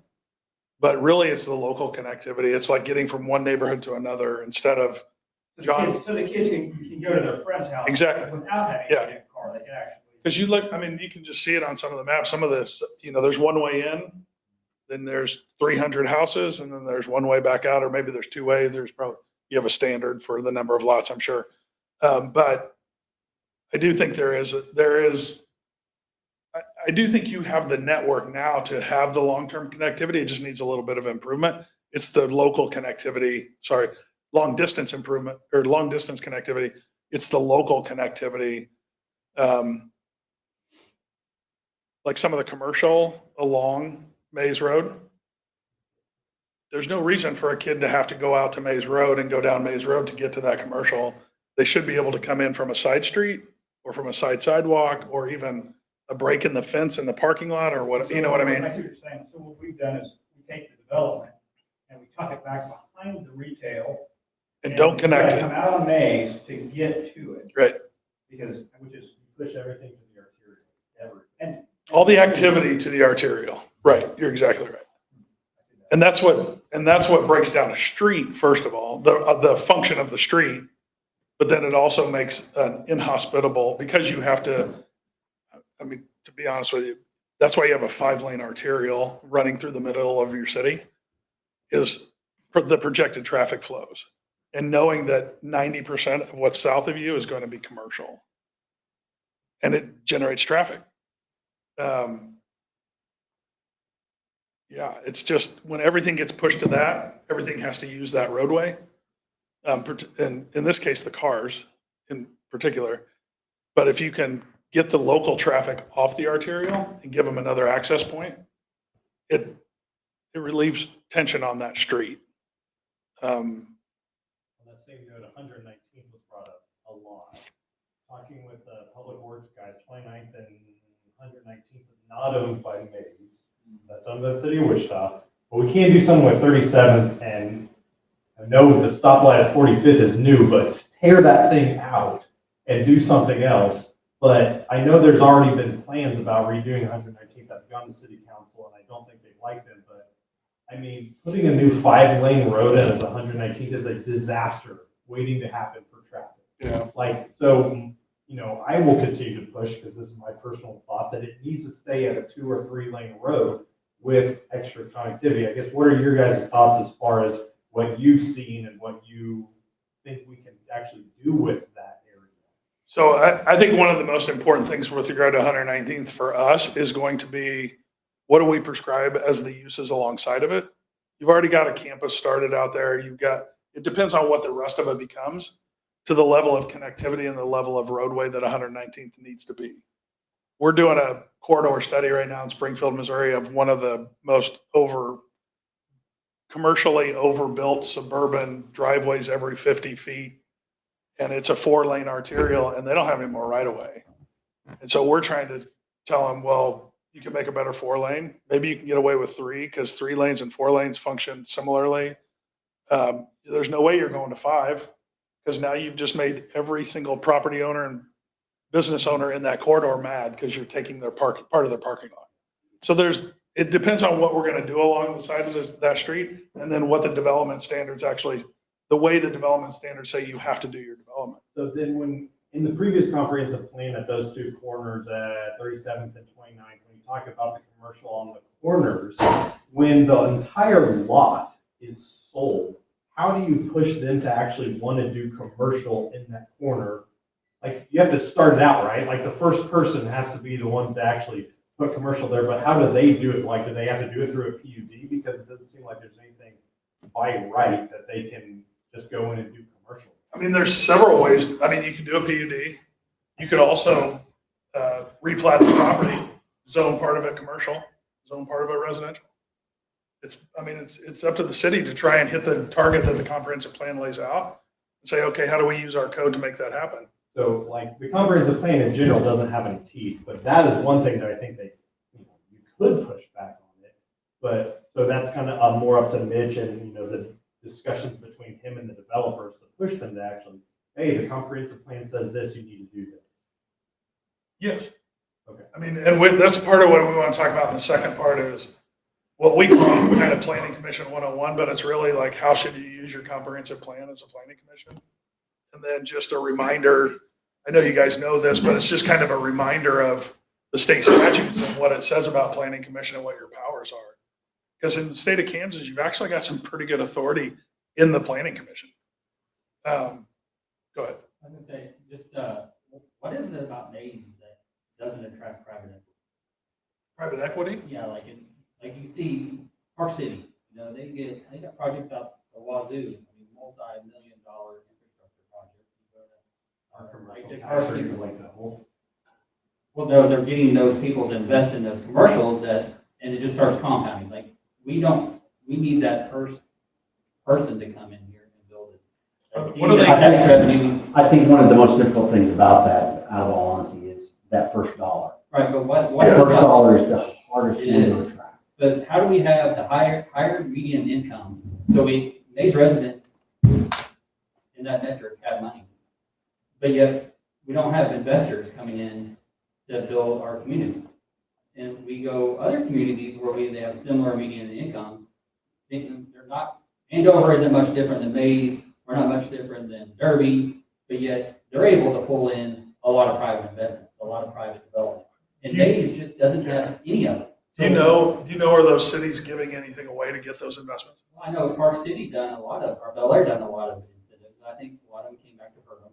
Yeah, Bel Air I'm a little familiar with, but yeah, that development, that City Hall in that area up there around Bel Air, that's taken 25 years, 30 years. It's interested why Mays just doesn't have, what ingredient are we missing to get that first dollar?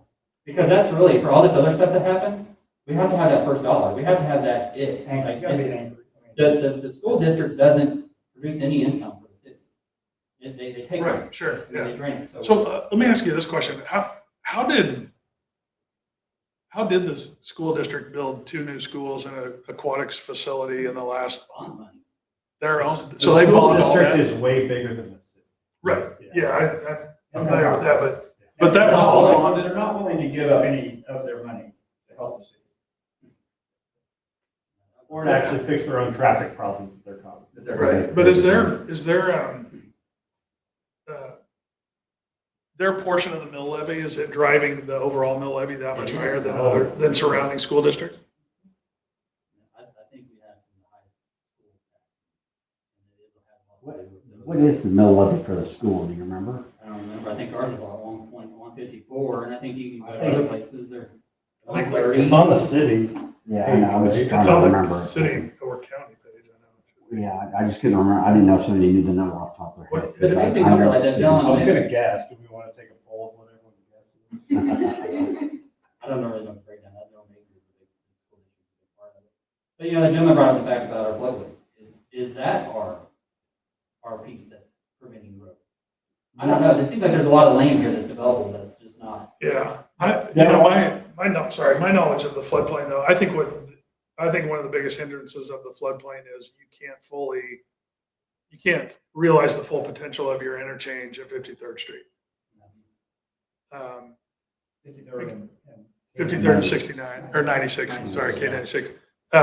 Especially going east west. Because, like, I was just having a conversation with this gentleman, he was, the gentleman that came up afterwards, and he was saying that, you know, you get off the interstate, you get off K96, you take a left, you go under the bridge, and you're greeted with a convenience store, an old Pizza Hut, a strip center. And Right now. It's a shit show. Yeah.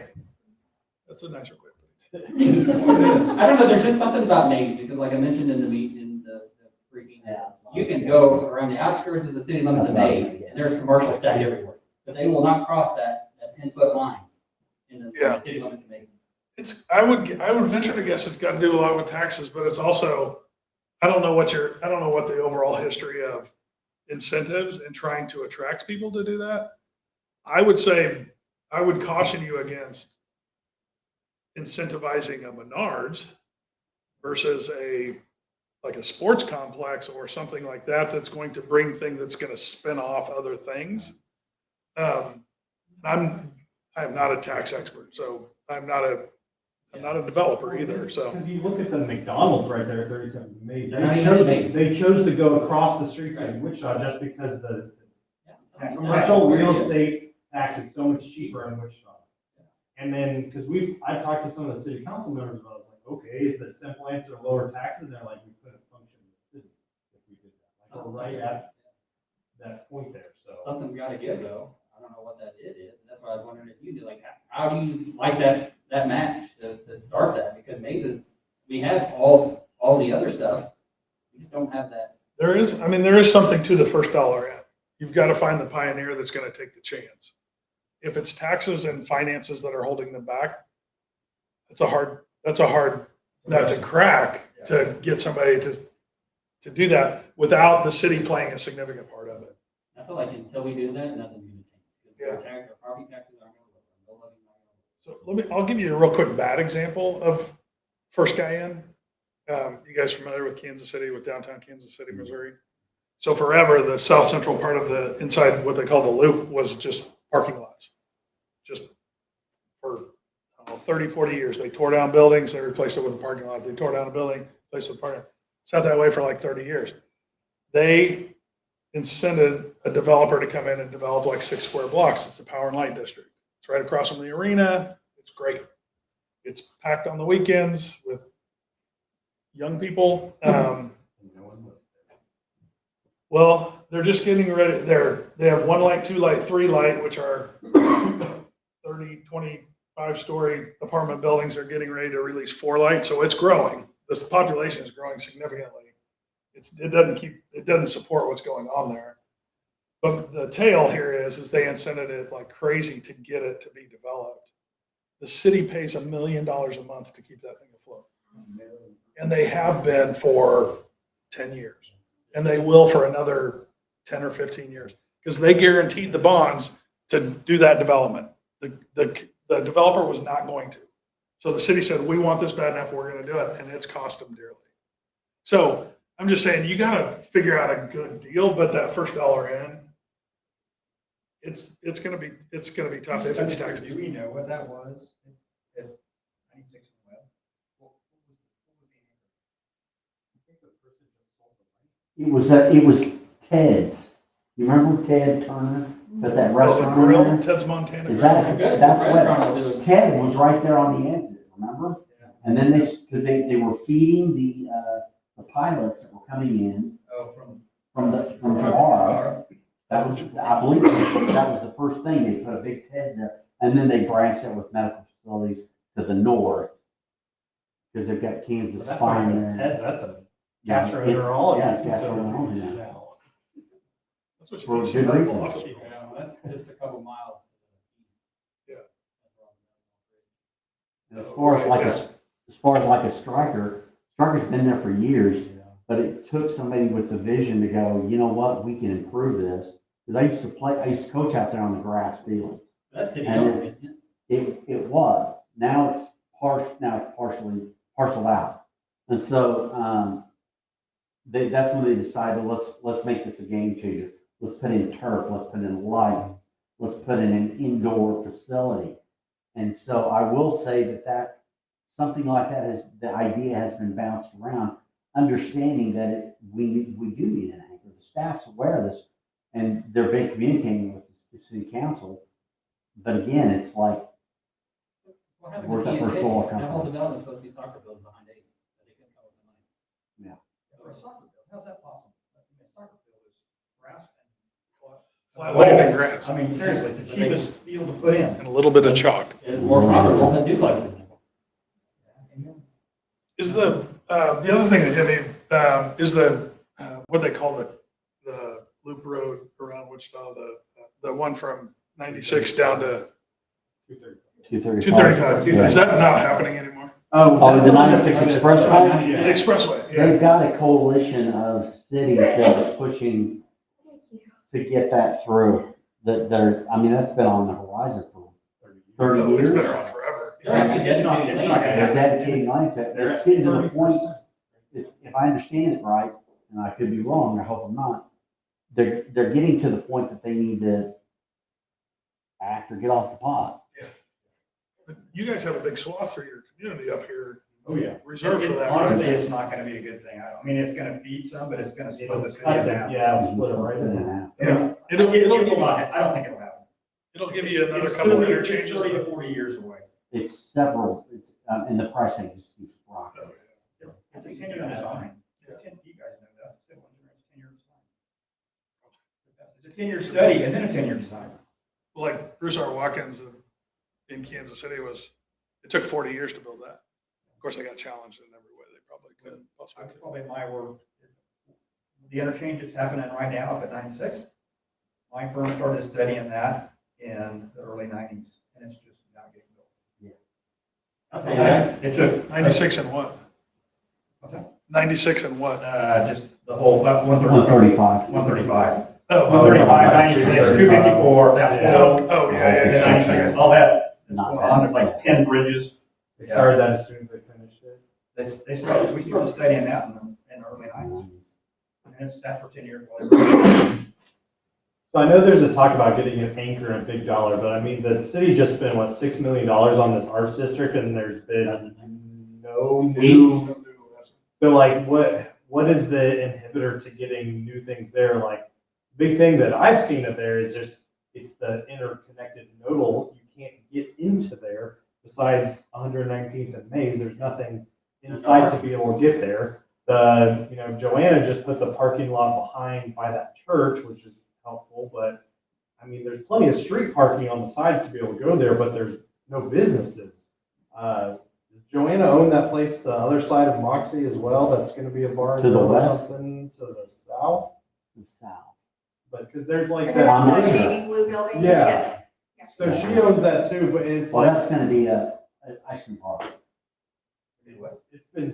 She's got that's Cross directly to the To the south. south. It's The house just is on the other leased side of that for church office right there. space, and then the garage behind that, or between the school and or between the duplexes and the house itself, there's a garage back there. They're turning into an ice cream parlor, walk-up ice cream parlor. Just everything we've seen, it seems like Joanna is doing that on her own.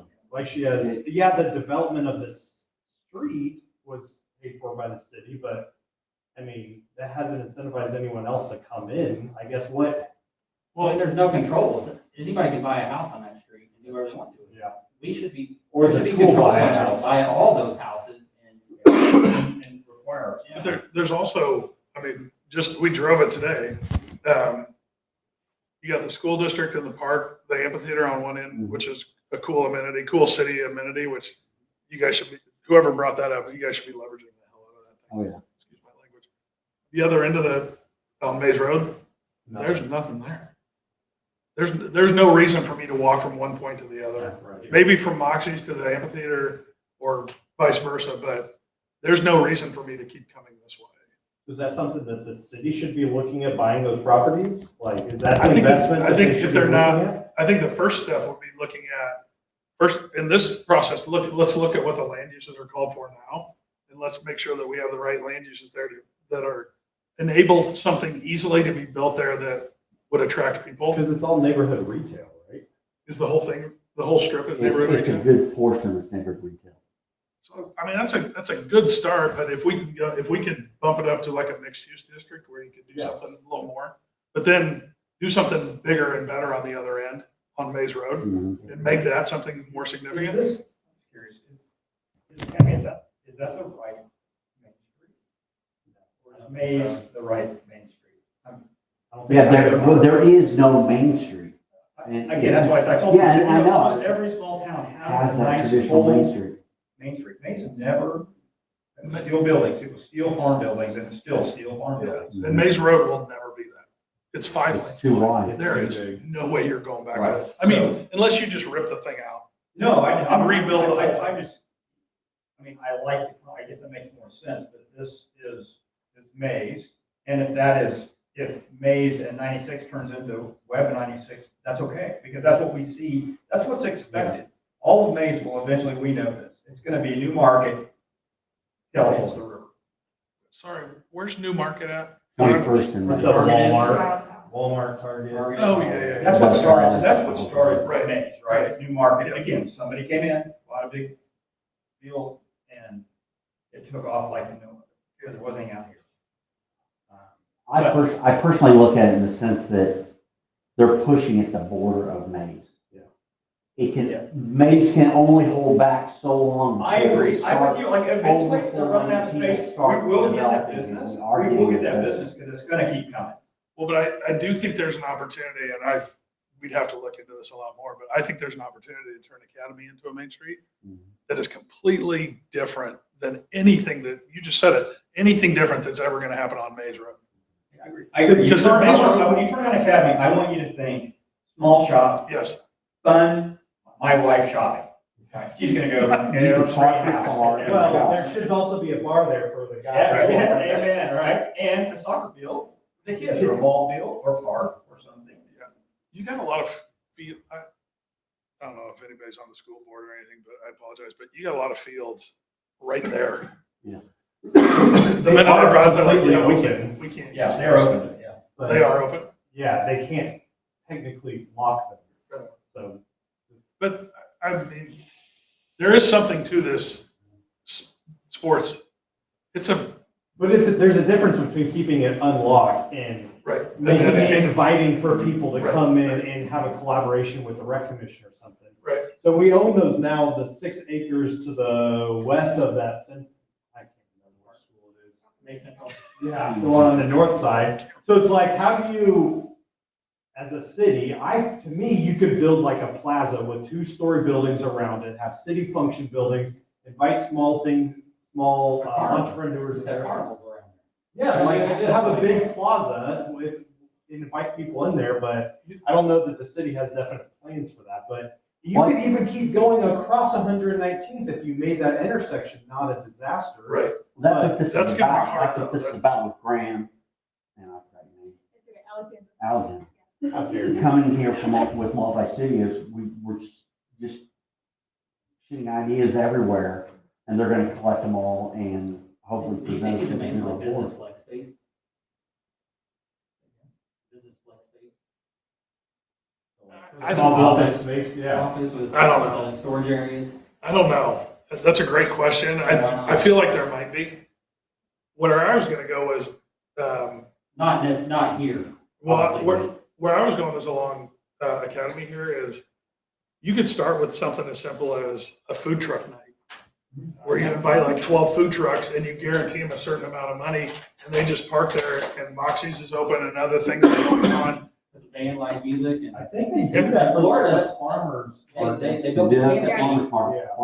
So it's weather resistant, it's basically a carport, and the trucks pull up outside the canopy, and they walk the center of it, and there's just a picnic table. That's here?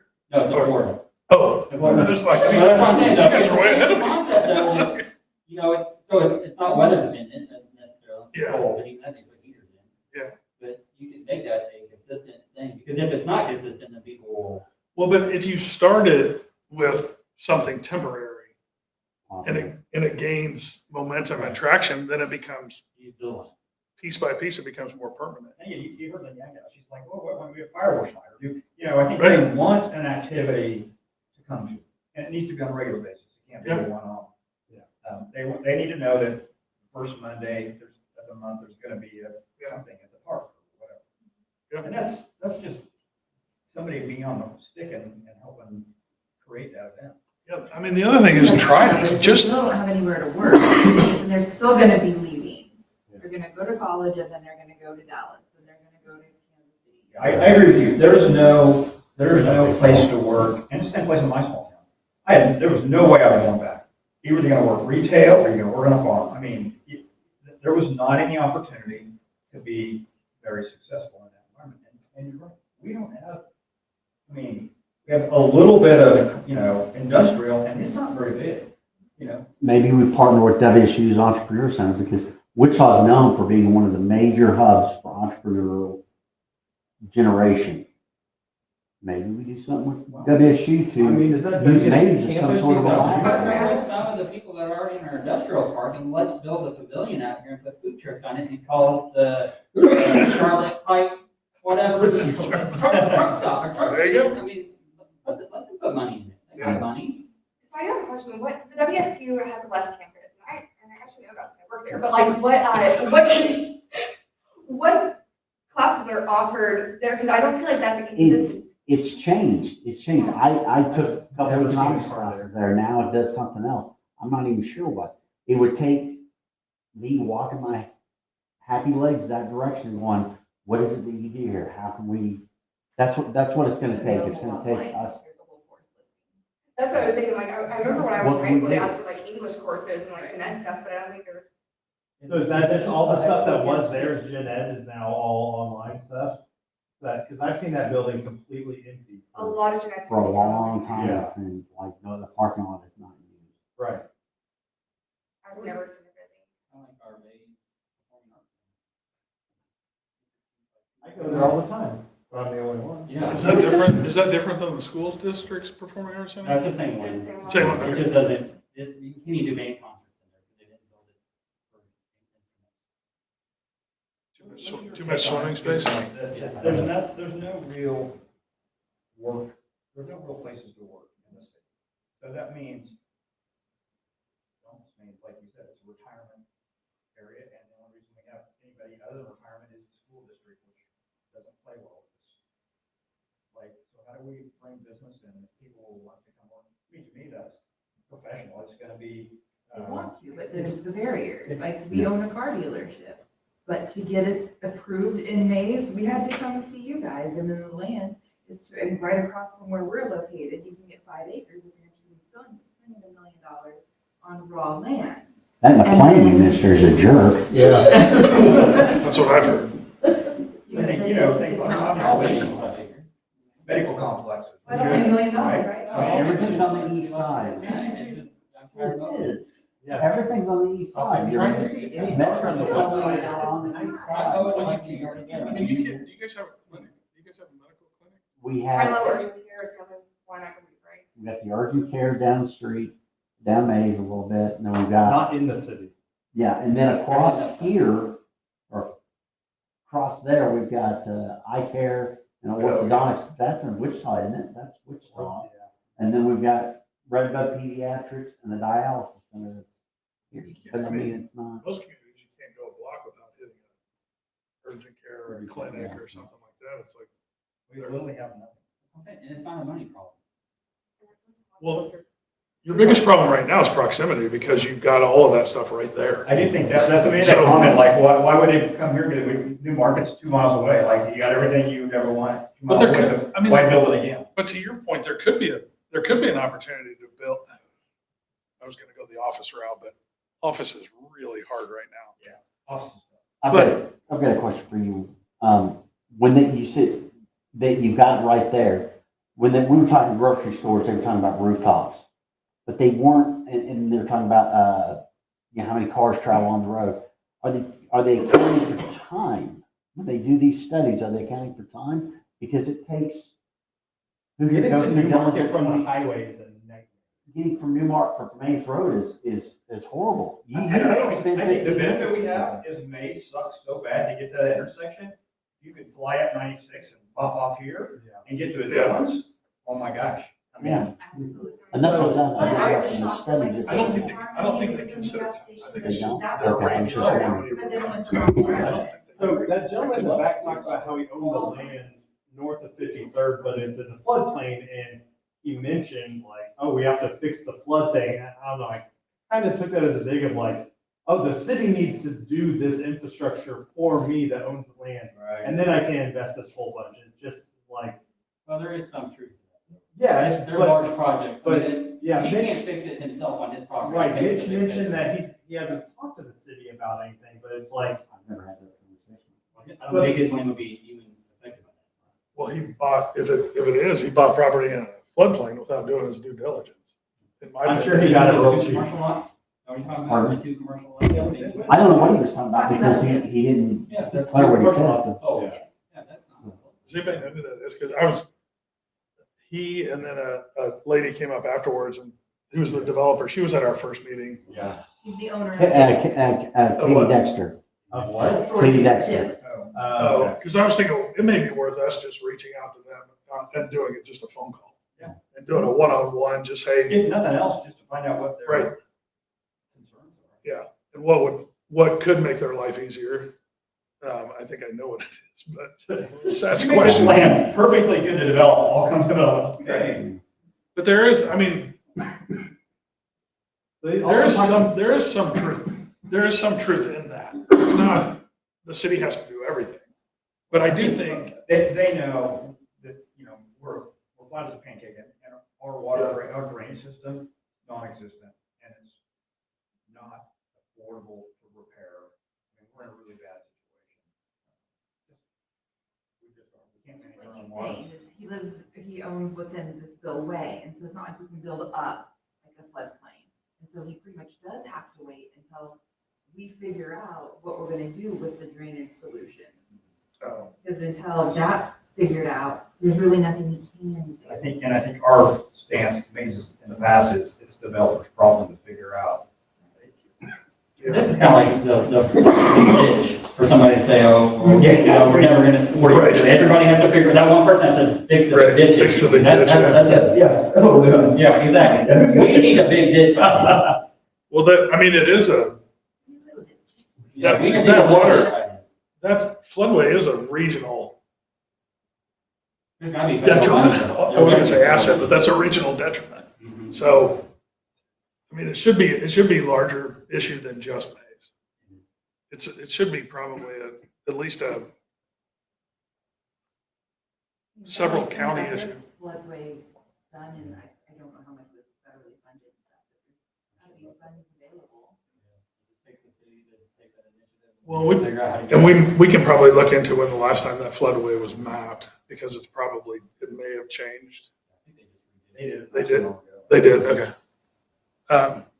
what's the ability to use some of those floodways for like parks? or Yes. Trails? Yes. or- That's what I'm thinking. I'm sitting there going, it's a great. Is it just because it's privately owned that the city would have to come to an agreement with the owners, or I guess? Well, I think to make it a public park, you'd want it to be You'd owned have to buy publicly. it. Well, you'd want it to be. I don't know If you that you think would about have to that, be. I mean, granted, it's just really a swale, but it could be something nice. And we just keep avoiding it and avoiding it. Instead of- But it's a perfect opportunity for a park, trail, even fields. Just recognize there may be portions of time that you can't use them. Sure. So I mean, it's That a makes difference in schedule- Wichita. you know, when you go down, when the river floods, it floods. Right, You yeah. know, and people get out of the way and, you know, What's 3 days later it goes down and. What's that park downtown, Riverside?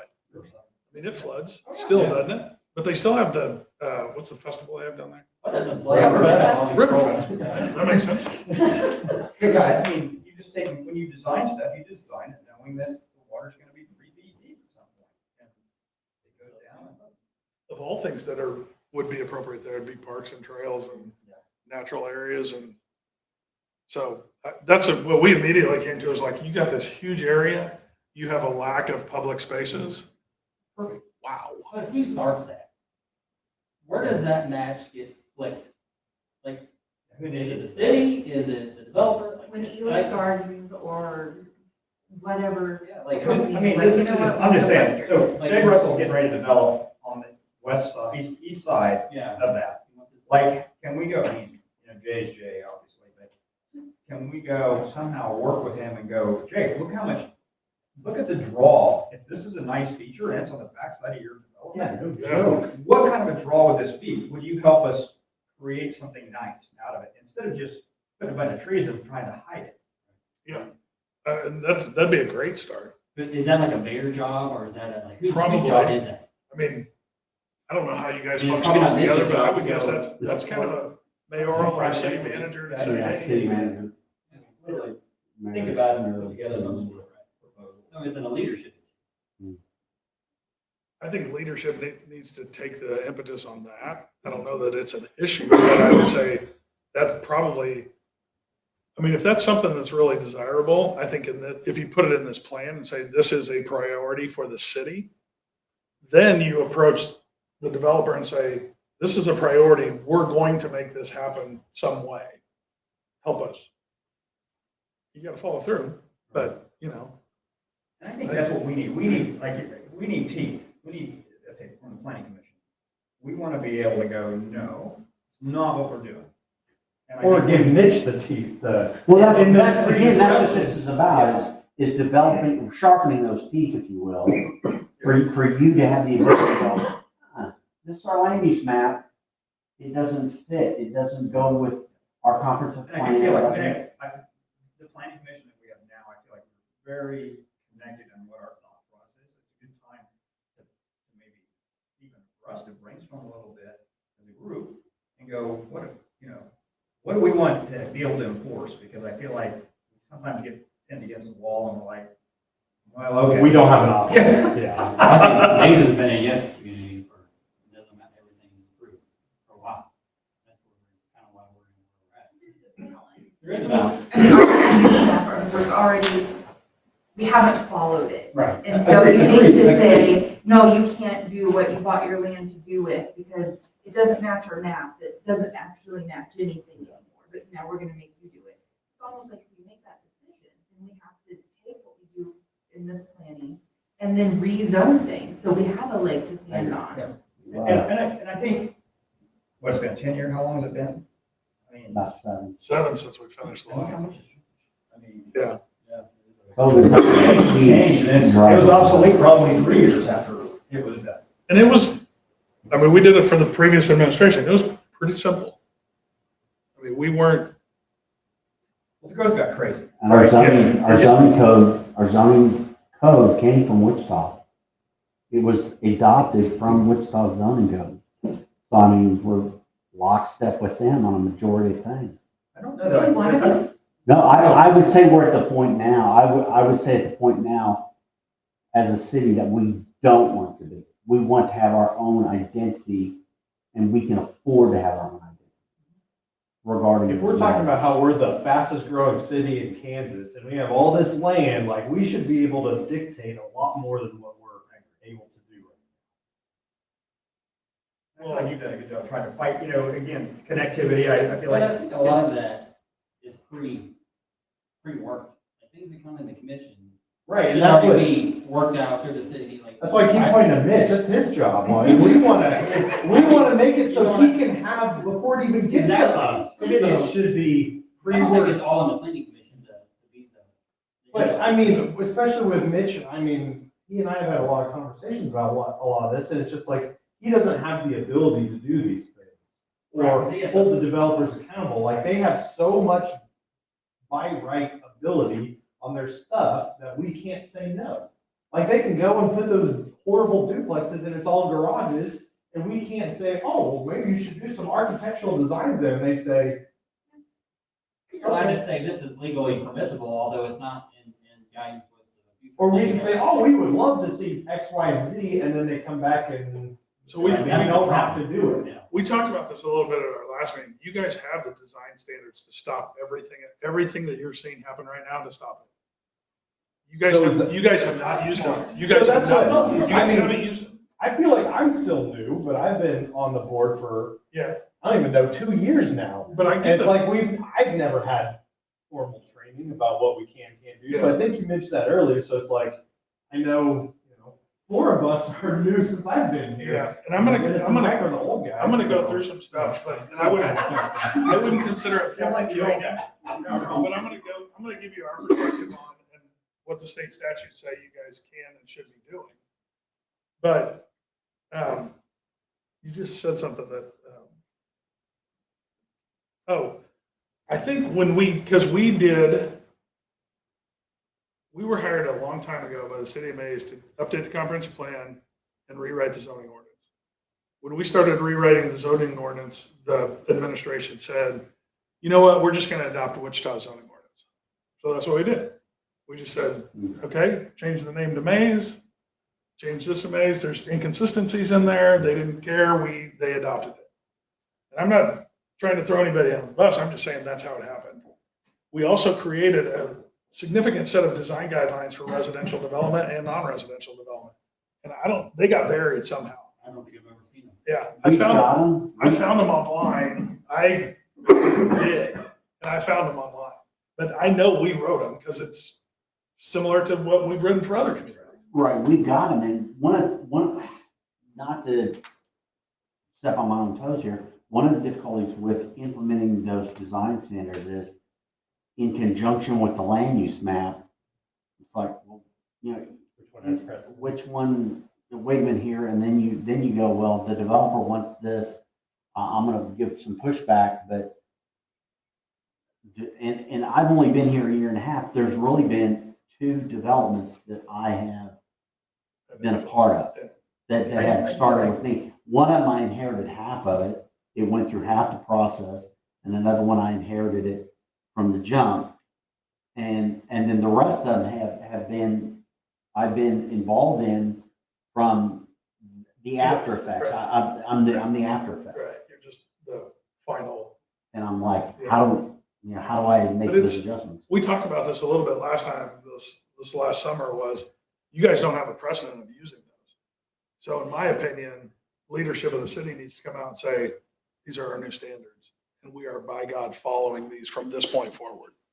And make it a policy of the city that these are what we are following. And until you guys do that, I don't know that you have a lot to stand on to use those standards. Is that pre-permit or if they have a permit? That's pre-permit. That's within the zoning ordinance. So anytime they're coming in to rezone or develop a piece of property, they have to adhere to those standards. They know they exist, it's overall. So I need to put that in their face. I know that's one of the things I need to do. I need to put it in their face and go, read this before you step into the city Yeah. hall. And if you have a smart designer, they're gonna look for all that stuff before they start designing your project. And if they don't, that's our own fault. Your question is, are we retroactive? Can we be retroactive? That's right. So what things are we not doing that we should be doing? So like, Where do you see some of the issues in days that? well, so like one of the things we talked about early on with staff was the duplexes that you're getting are all garages. And there's a door back there somewhere. I still, from street view on some of them, I can't figure out where the front door is. Yeah, it's and way back there. Like every duplex. Yeah. So there's a standard in there that says the front door must face the street. And the garage on the front of the building can only be X% of the total frontage, which is, by the way, less than 50%. Yeah. So there's nothing new being built out there that would match, that would fit We in. had a developer wanted to split a lot in half and put two houses 5 feet apart and 45 feet.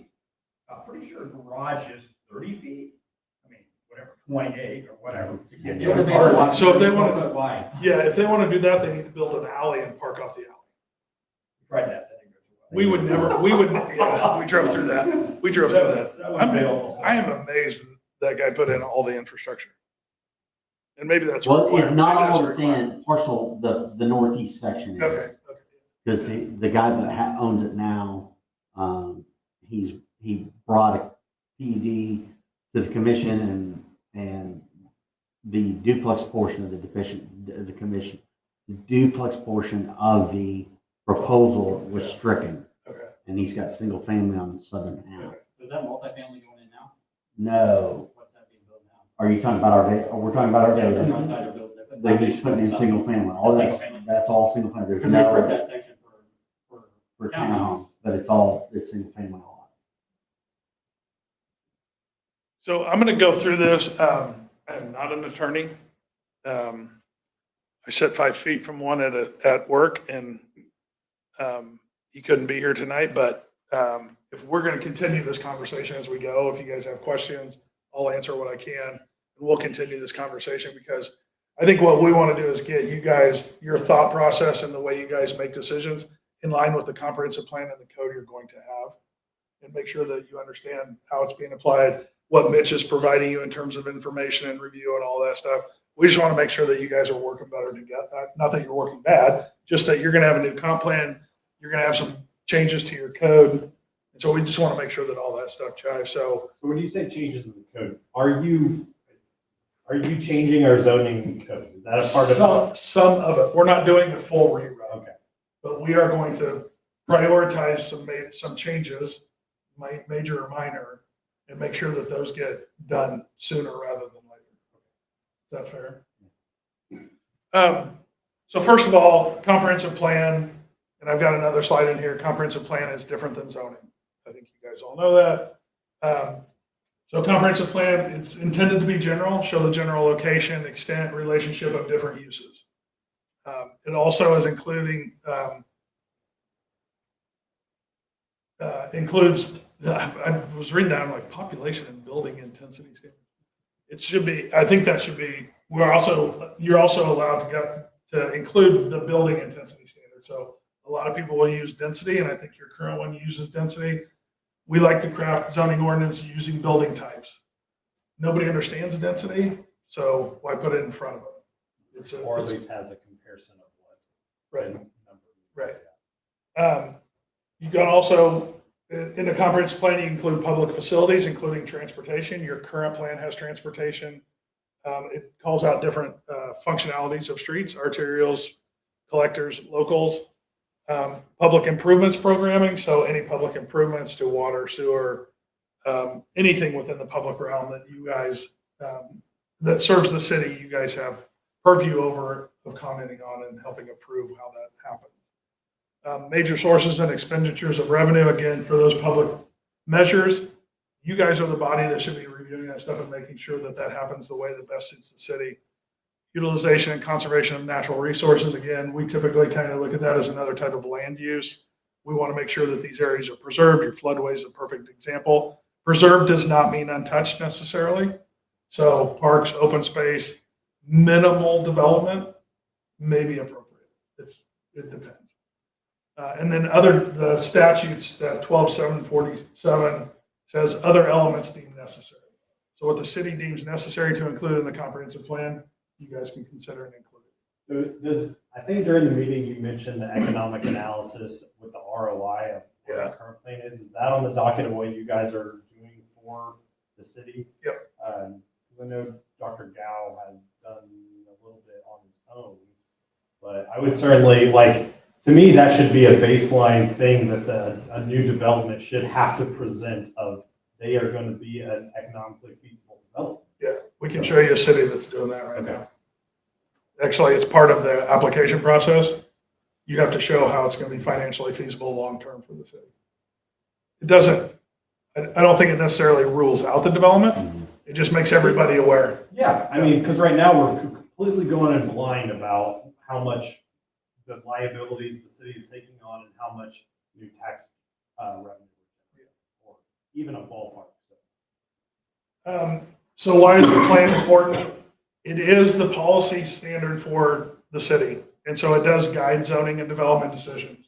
So that is it's not going to, the way we're going to present the plan is it's not going to make decisions for you. It's going to give you criteria, potentially process. It's going to give you the things to help you make decisions regarding development. It also coordinates development, both public improvements and private development. We're big believers personally in the design of a roadway should complement what you expect to be developed alongside of it. So we're going to talk about not only not only private development in the comprehensive plan, but also public space and how that should happen. And then it prioritizes public improvements. I think one of the things, just based on our conversation tonight with the public and with you guys, I think the best thing we can do is start to identify areas of investment and prioritize those that you guys can really start to focus on. No, we need to do this here. We want to see this here, and really start to focus things instead of just being kind of scattershot. So that kind of ties into what we talked about earlier with maybe Nick or the mayor talking to landowners. Is that currently being done? Are they going and talking to people and be like, hey, you own this land, we think it should be X? I mean, I don't know if they're doing that, but is that certainly something they should be doing? I don't know, I can't speak for them, but I mean, I know that there have been conversations with landowners and developers on, this is our expectation. I know I should know this because I've been here way too long. But who reviews, the recommendations, like who is that reviewing? Are you? Like when a developer comes in and he wants to do City level, you mean? It's city level. The city level. Like the recommendation that we get, I know that's you, but who else? Public Works, city manager, deputy city manager. So it's not just Mitch's. No, it's not, and like I said, I go through and I go, doesn't. It's have not city this- council. We're going to get to Not that. city council, goes to them afterwards. Right. Because everything we approve has to then go to city council. Well, not everything. I didn't know who that group was. That makes sense. So this is our definition of a good plan. It should be long range. It should be forward thinking. It shouldn't be one for one with zoning. Zoning is your current action, what you're allowed to do now. Zoning should implement a long range vision. So the comp plan is intentionally looking at what are we doing today that's going to build our future of tomorrow. It is general. It shouldn't be super, super specific. That gives you guys latitude to make decisions on things. But it should be, we should have known and anticipated issues identified. And then again, like I said, we're not going to give you the answer to every situation. We're going to provide you with a framework to react to things and make decisions within that framework. It is comprehensive. It looks at the city as a whole. Again, it tries to coordinate actions and integrate things so that we're not making specific decisions for areas over here versus over here, but we're looking at it in total as the city as a whole. And then we think comprehensive plans as well as zoning ordinances, quite honestly, need to do a better job of city building. And by that, we mean good civic design. I mentioned earlier, not just looking at private development, but looking at your public spaces. That includes your street design. It also includes parks and open space and how those things connect the city. Efficient municipal and public services, that's part of not only servicing your community and providing service, but it's also part of our economic impact analysis is based on your growth and development and what's being returned, what infrastructure needs to be put in place to support that growth. And ultimately, if we can get to a return on investment perspective on some of these things, we're going to try. And then trying to create places people value. And I think that's one of the things that could really start to set you guys apart. We talked a little bit about Academy. Are there other areas in your community that you could really start to make unique destinations, primarily for the people that live here, but also for people outside? I guess this is just a request, at least from me, saying, Commission, like, I feel like it would be important for us to know infrastructure, what's coming infrastructure-wise, because we really don't know. Like, Right. And so when we're looking at developments, we can go, ooh, that's going to add, we know it's going to add traffic, et cetera. maybe every 6 months, optional, whoever wants to show up, and just sit down with you and go, what's on the docket, what's coming, what's the time frame? I do want to. Because I have no clue. And we get questions about. Yeah, we get asked, and and I feel like we kind of get blindsided because we're in a meeting, like they're looking at us and going, so when's that street getting get white? And I'm like, I know we're just planning, but planning is planning, right? But engineer, I'm like, okay, I don't have all the information I need. So I would love to better understand what, I think there is a level, if you look at the state statutes, there is a level that you all should be reviewing those infrastructure investments, because at some point it's going to affect what happens above ground or adjacent to a roadway or anything like that. You guys should be reviewing that and making sure that it jives with the comprehensive plan and the vision for the future. I don't know that you have to do it every meeting. no, But as those projects maybe go when the forward- decision's made, like, hey, we're gonna do this, we'll at least go, oh, good to know. So the purpose and role of the planning commission, the first one in the state statutes is make and adopt a comprehensive plan. So the creation of the comprehensive plan is solely your responsibility. And that's the way it's laid out. Most, and we'll get into this in a minute, I think, but most, by Kansas state statutes, you guys are responsible for the creation of that.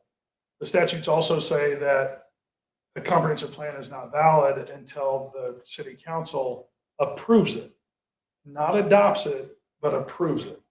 So there's a line of thinking in there. Some communities take it one way to full adoption by the council, which you guys have done in the past. Other communities say it's a planning commission's document. Council can look at it and they can give us comments or whatever they want to do, but it's our document. It clearly states in there that the council has to approve it. And it makes sense because they're ultimately going to be making decisions about zoning changes, any of those legislative things they're going to be acting on. They're also going to be making the final decisions on any public investments and things like that. So their support of that document is a good thing to have.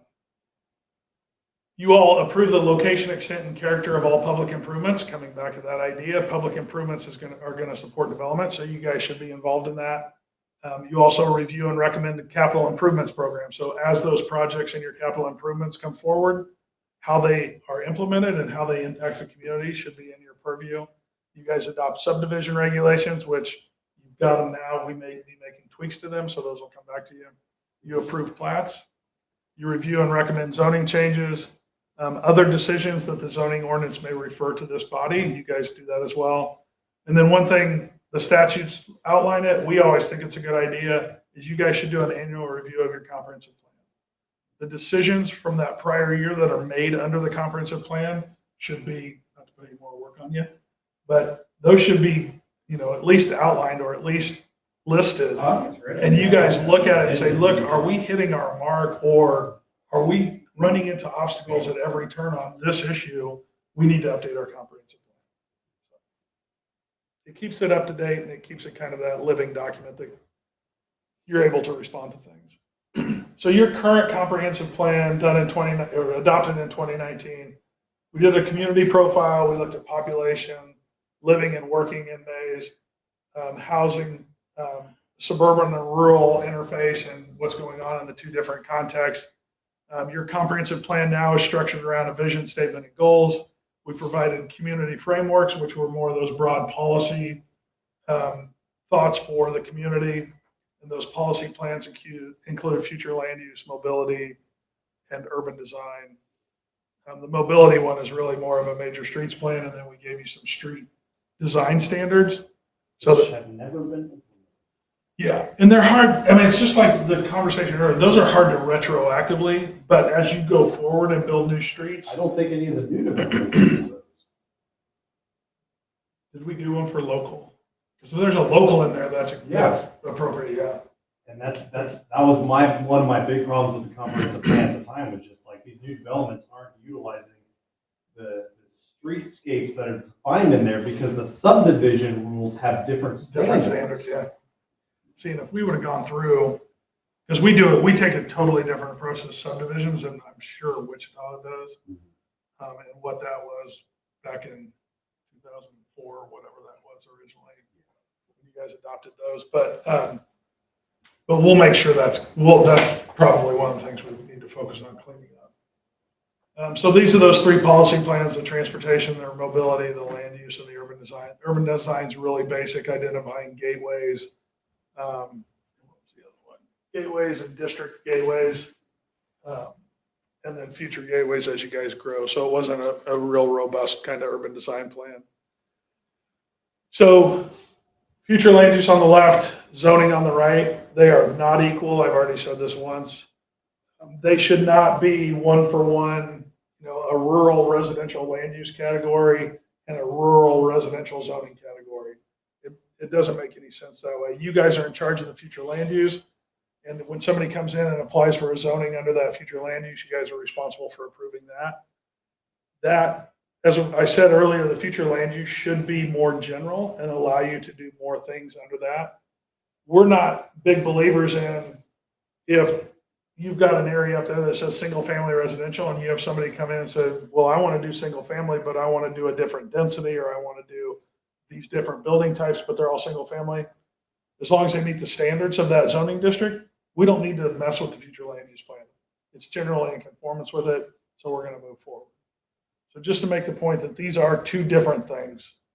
Comprehensive plan is general and guides zoning decisions. So that says up there, if in accordance with the land use plan or the land use element of the comprehensive plan, your decision shall be presumed reasonable. So your zoning action shall be presumed reasonable if it's in conformance with the comprehensive plan, or the comprehensive plan gives direction that that zoning district and those standards are allowed. Can you clarify our ability to unilaterally change zoning? I was under the impression we could not change some land zoning without the request of the owner. I'll clarify it for you, I'll clarify it after this meeting, but my understanding is the city has the ability to rezone property. The city, and every city I've ever dealt with, is super, super hesitant to rezone somebody's property without their consent. In fact, I'm not sure. No, it's not eminent domain. Eminent domain is actually is taking the property, but That's the only thing I've ever seen. paying fair market value. The city of Wichita tried to do it with theater, they're trying to tear down. The Orpheum, Yeah. not the Orpheum, the Yeah. Crown Attorney. It's really hard to do. I would think if you tried and the property owner complained or fought it, you'd probably lose that battle. But the city does have the right to rezone property. I know one of the things we can do is, if we annex something, we annex it, Mays annexes something and comes in as based on the SF5. Yeah. We could annex something and go, okay, we're going to annex west of the industrial park, and that's going to be industrial. We can do that. Yeah, when you're bringing it in, you have latitude to do that. But let me clarify that a little more, because my understanding is the city can actually rezone property. It's just not many cities ever take that on. Okay, so I'm going to try and work through this. This is probably more than you guys needed to know or wanted to know, but just to kind of lay out the differences of a lot of the processes that you guys are involved in. And I'll stay away from the Board of Zoning Appeals for right now, but so starting with the Planning Commission, you guys are obviously appointed. You're an appointed body that is in most cases recommending, or in a lot of cases recommending or administrative to the city council or the governing body. You all intentionally deal with the comprehensive plan, taking the long range or future vision of the community is what you're targeting. Even when you make specific zoning decisions, you're really trying to think about what is in the best interest for the long term of the community. You guys do have the responsibility for making that plan. I said that already. The comprehensive plan is under your purview to create that. We're just helping you with it. So you guys recommend, guide, and apply the laws that are on the books. So development standards, those are laws. You guys, Mitch will review a development proposal and tell you whether he thinks they meet the standards. You guys are making a decision of whether you think they meet the standards or not. You're applying the law to that development. So that's what you guys do. The governing body, on the other hand, they're elected, obviously, they make legislative decisions. So drop down to the very bottom of that list, they make the laws. So not to confuse things too much, when you pass a zoning request and say, yes, we recommend this is approved, it goes to the city council, they approve it, that becomes the law for that piece of property. So they're making that law. Their actions are immediate. They're making decisions that have immediate impact on everything. They're public investments that they're going to spend money on, zoning changes, whatever the case may be. Their decisions are immediate. And their job is to execute the plan. So they're making immediate decisions and legislative decisions to implement the comprehensive plan. You guys do a lot more of this. This is just based on the comprehensive plan, so keep that in mind. And then the Board of Zoning Appeals, a different body, they're appointed also, quasi-judicial. Is everybody familiar with the BZA, how they operate? So drop down to the bottom there, they judge specific questions, so variances, appeals of a zoning decision, or other items like that. They interpret the laws. So if somebody comes in and challenges something or says, I don't like that law, I want to do something different in a variance, they make the decision on those types of things. So they judge specific questions about the different laws in the community. Who is that? You guys. Are they the BZA too? Yeah, they're the BZA too. I didn't So if we realize. reject a variance, then the applicant is coming back to us? No, as a no, different- If you reject, go ahead. well, if you reject it and they don't agree with your opinion, you're going to court. Yeah. That's what quasi-judicial means is if they make an application and they're not satisfied, their appeal is to circuit court. So that's why it becomes quasi-judicial, because now you are, what's the word I use? You're assessing the law. You're not applying, interpreting the law. So if they're not, again, if they're not happy with it, you're going to circuit court. As Like the case, well, that case goes to the governing body where they can approve it, they can approve with condition, they can disapprove it, or they can make it the recommendation that it gets sent, or they can make the decision that it gets sent back to the government, the planning commission to clarify their decision, which is what I'm going to recommend. So does it take a supermajority of the council to override that? I have to look that up. in Kansas, oh, I don't know about that specific case, but in, This If it's- conditional use, yeah, in a zoning matter, isn't it 2/3? 2/3. Supermajority? I think it's 2/3. So for the council to override a decision of the planning commission. But they can send it back for clarification. Yeah. So the powers going to the council on the 15th or the first council meeting in January? No, first, the third meeting of December. That's not a BCA issue, though. No, That's a no, planning that's commission. conditional use, yeah. Yeah, it's planning commission. So then the council is going to pull it off the agenda to. Send it back. Send it back. You guys would clarify why you denied it, and then. Can I just show up to the city council and say it there instead of having it come back to us? Don't do that. Yeah, I want to do that. I don't know. That's, But then- that, and then that the- short circuits the entire process. And then the That's the ruling point. is, that if they appeal that, then it goes. to- Clearly, you don't know how government works. I work for the government, I know how it works, I hate it. So does that mean we should put in language into the cell planning stuff that we don't want something within a certain feet or distance from school? We could put something like that, yeah, that we adopted the wireless communication master plan because it was referenced in the zoning code without existing. And I was like, I mean, it literally, I pulled my hair out. What little I had left, it was gone. And I'm like, where the hell is this master plan? I never heard of it. And I couldn't find out, it was a regional master plan. I said, well, we need to adopt this so we can at least make the decision on what needs to be done. Well, I'm confused because we denied it based off it doesn't meet the master plan. Now it's gonna go to council, and the council's gonna want us to come back and tell us why we didn't approve it. Wait a minute. Because it didn't meet the master it didn't meet the master plan. What part of the master plan did not meet? But Over 60 feet, can't be in the SF5.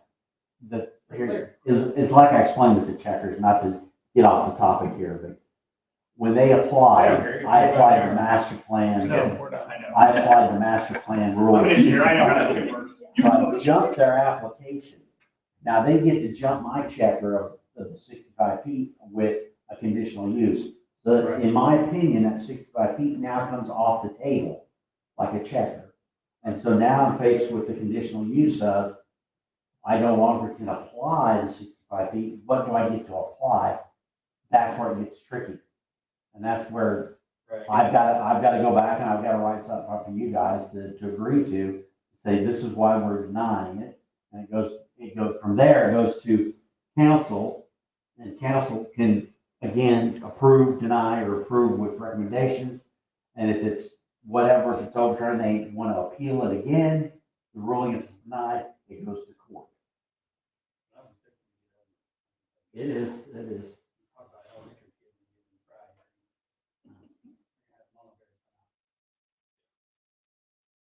So building on the whole idea of legislative, administrative, and quasi-judicial. So I said some of this stuff, but legislative, they're changing the laws or making laws. Administrative, you guys are the administrative piece that are applying the laws. And then the quasi-judicial is evaluating how the laws apply.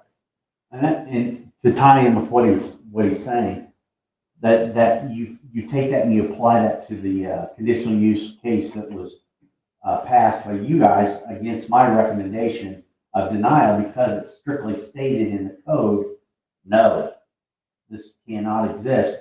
You guys went, now, as I discussed that with the city manager and some of the city council, they decided, well, we've got 14 days to make a decision. Do we want to appeal this? Do we want to go against our planning commission? And they waited the 14 days to expire, so they didn't have to go against our planning commission. Therefore, your decision rested.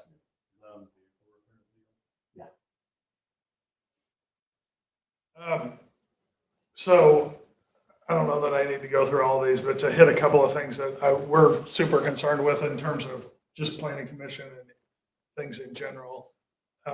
You guys don't create policy. You guys, other than, and this is where it gets a little confusing, is the comprehensive plan really is your policy document. So you are creating that document, but in your application, you're applying that. You're applying the law. You're not creating new policy to apply. You're applying the law or the policy. You have limited discretion because that's what you do. You apply things. You don't have the discretion to go say, well, I'd really like to do this. You guys are applying the law. And then your record only applies to facts and only applies facts to standards.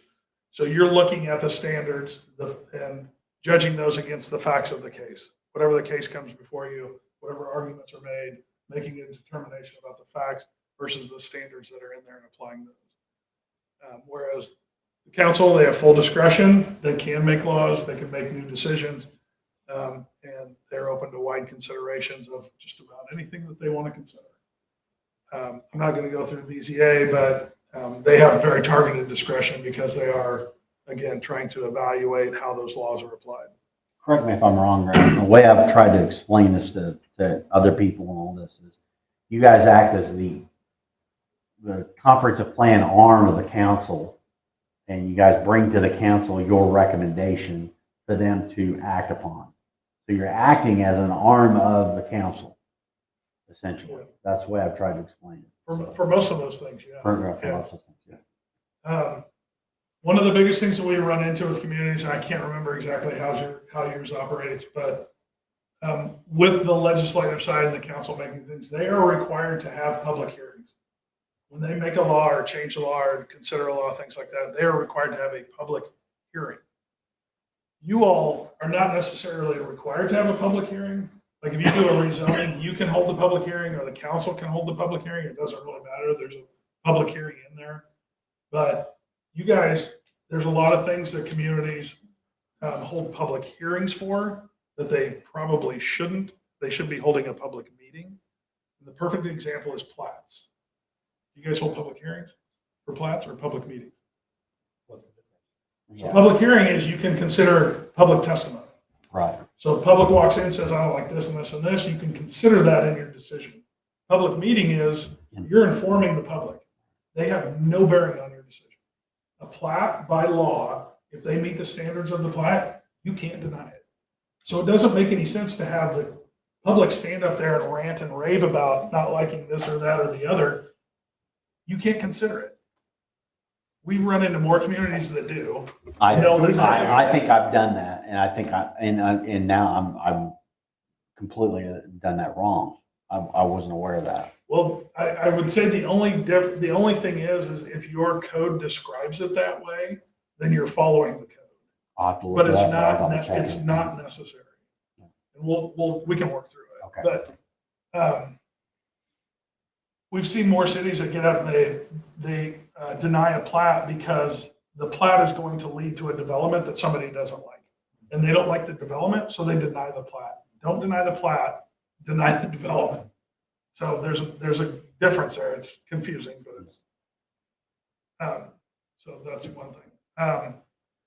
So like, here's the questions we ask for like the council. What should we do?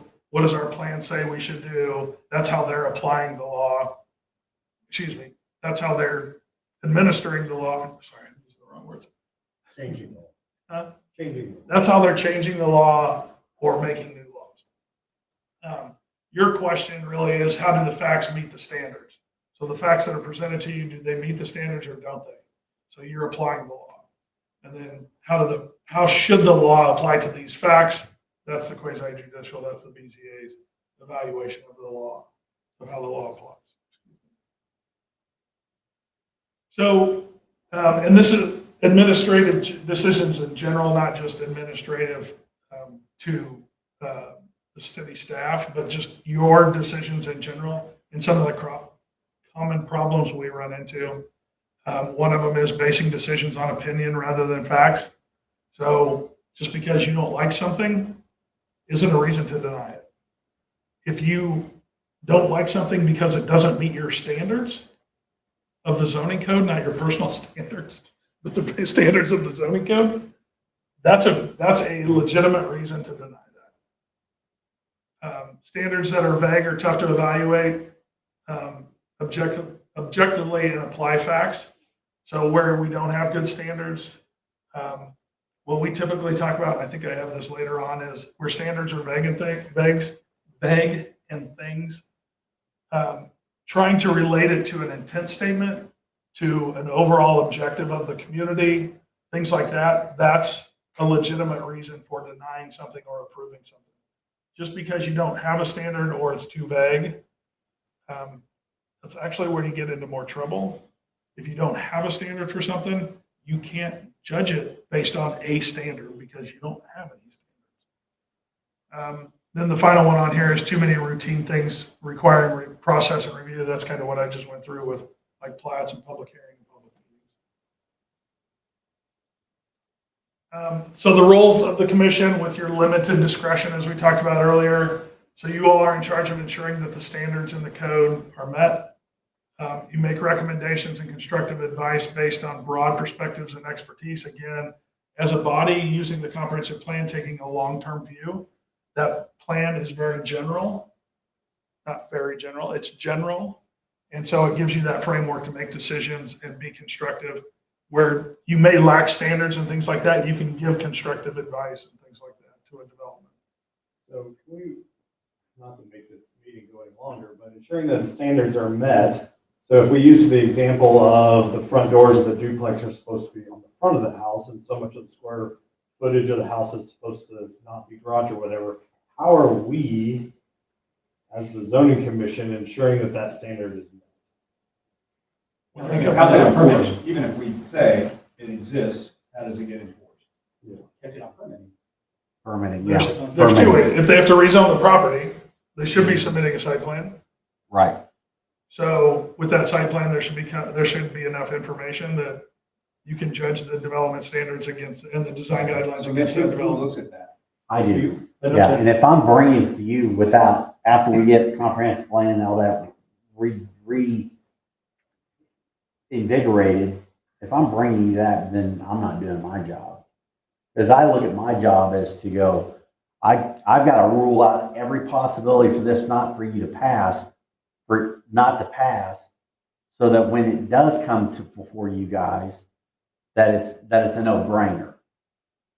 Mitch has done his due diligence, and you can just do a cursory overview or an oversight of what I've done and go, yes, it meets the standard, this standard. He's done his job, and I'll agree with his recommendation. Not to say that you're going to agree with every recommendation I make. Your recommendation needs to start including I've been working on improving my recommendations since day one. But again, this is going to help me do a much better job of informing you of. So I guess I just wonder, we approve a final plat, and then the builder starts to go build. How do we permit? The building permit, yeah, they bring a building permit to me in MABCD, and it goes through, and, oh, sorry, you're not building as according to the. Yeah, so if it's already zoned, they still have to follow the standards, right? Yeah. So at the time of permitting, they should be reviewing that permit for all those standards. So And it say, says on there, I just want to clarify, so is Maze reviewing the plans? Because I can tell you MACBD is not. I reviewed The first thing they say, oh, this is Maze, oh, they don't. Well, what I do is I review the setbacks and the reserves, the floodplain, all that stuff. I go through that. I'm not, They're not even. I didn't know that. I was told they should be doing that. They should be going through the No, plans because they're as not gonna well. enforce our design standards. Right. That's, whenever you review it, I would think that would be. Because I get a site Meet our plan. design standards. Okay, that's something we need to talk about. You know what I mean? Because all they care about is they'll come out, they'll measure the setback, and they'll come out, and they'll do mechanicals, final framing, they're not looking at what I'm building or anything. Oh, okay, I see what you're saying. No, I should be doing that. Right, that's what I'm I should be doing it. And I have been on a lot of them. There's been a few that have gotten by because we, you're talking about after construction started? yeah. When they apply for a permit and pull the permit. They pull That's the the only permit. time though, That's we're how I should seeing do it. what's actually being built. Like they're not providing sample building. And that's why I've advised them for the last couple ones that came across your desk to into the future. I would advise them. I said, bring me renditions. Let me see what you're going to be building. Because the site plan. But even those aren't held. Not for a plat, no. But for rendition, it gives me an idea what they're planning on building. Yeah. And I can throw it up there on the board and you guys can go. But even if they Yeah. provide a rendition, that doesn't actually mean anything. That's like whenever they For submit permit, the you require a plans. site plan. Well, for a permit, you get site plan. Site plan, and you should have building, do you Yeah, building plans. require building elevations or anything? Yeah. I had to turn in site plans and building plans.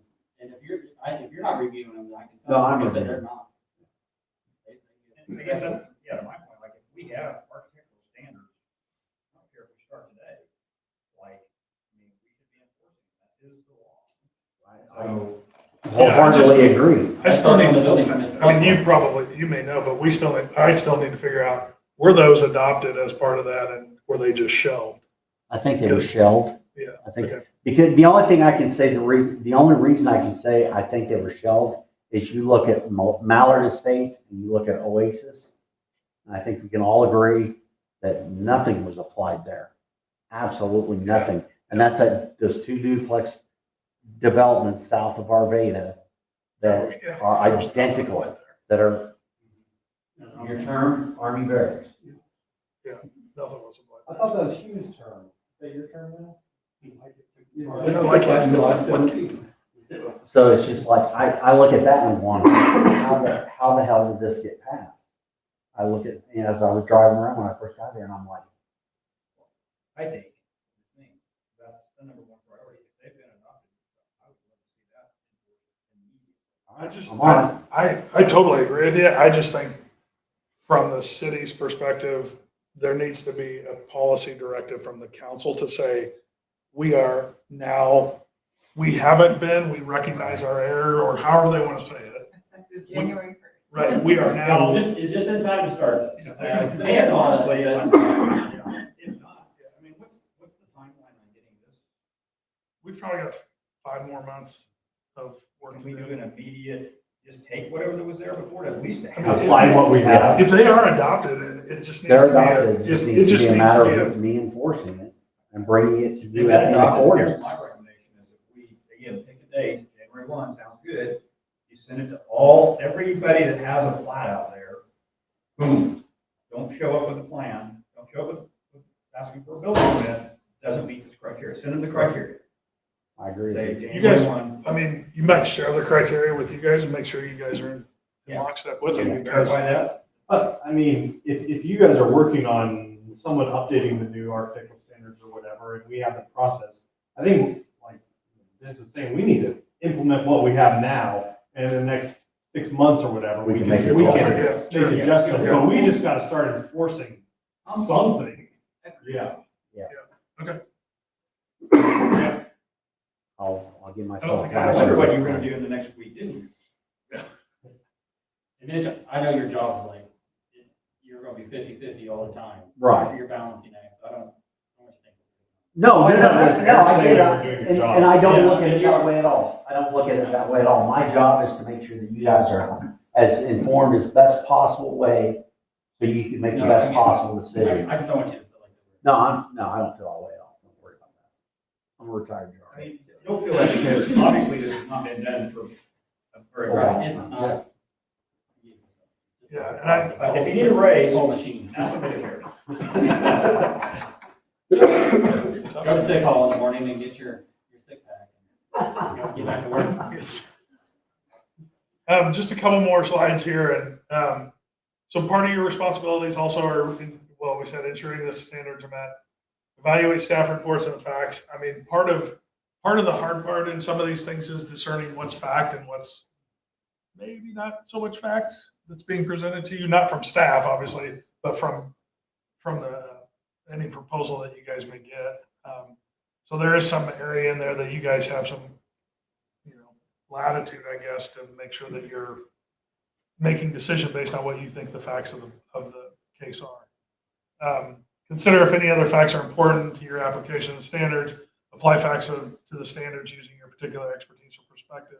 You guys all come from individual backgrounds, so from your perspective, your expertise, are you guys applying these things the right way in your mind? So, otherwise, projects that meet all the standards should expect approval. I think that's one thing that you could also look. This is our new standard, or this is our standards that we are now implementing.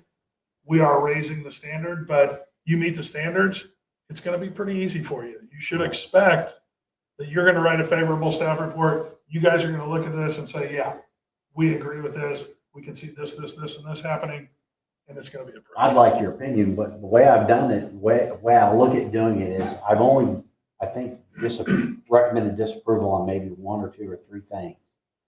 My goal is to get it across the finish line, not to work with the developer or for the developer, but to get it to where it has met all the criteria necessary for them to look at it and go, okay, we see it. And I don't know, maybe I'm doing my job wrong. No, I think if the criteria and the standards are in there and you're trying to get them to those standards so that they can say yes, I think that's a win. I mean, you have those standards for a reason now. We're going to look at them, and based on the comp plan and other discussions, are those still the right criteria and right development standards? But if you're trying to get them to the development standards that you have on the books, that's your job. That's what you're supposed to do. I think we should raise our standards. Well, that is one way to talk about the design guidelines. If you're going to say, look, these are now, this is our Bible. We are going to enforce these from now on. I think you pitch it as that. We're raising our standards, but as we raise our standards, you guys should expect things. When you meet our standards, we're going to show you. How does it pass? Huh? How does it pass? Yeah, we're going to make sure that this gets a favorable. Probably not a bad idea to bring all the stakeholders together. Because you might see things from a different perspective, because you're not a builder. You don't do it every day. The builder's like, Right, hey, yeah. that sounds great in theory, but this won't work because X, Y, and Z. Yeah. So And then that's where, then you get a good product together, and then you get on both sides. yeah. And that's where, Mitch will have some, I don't know if I'd call it latitude, but you can always make a recommendation of, yeah, we recommend approval with these conditions. Because maybe they're not meeting the exact letter of that, but they're meeting the intent. So, yeah, we're good with it. Merry Christmas, everyone. Thank you. Merry Christmas, Tyler. So there's opportunities like that where he can write a staff report that says, you know, the door's not exactly facing the door. I'm gonna make this up. It's on a 30-degree angle, but you know what? They're meeting the intent of what we're trying to achieve. We're gonna say yes with a condition that that's okay.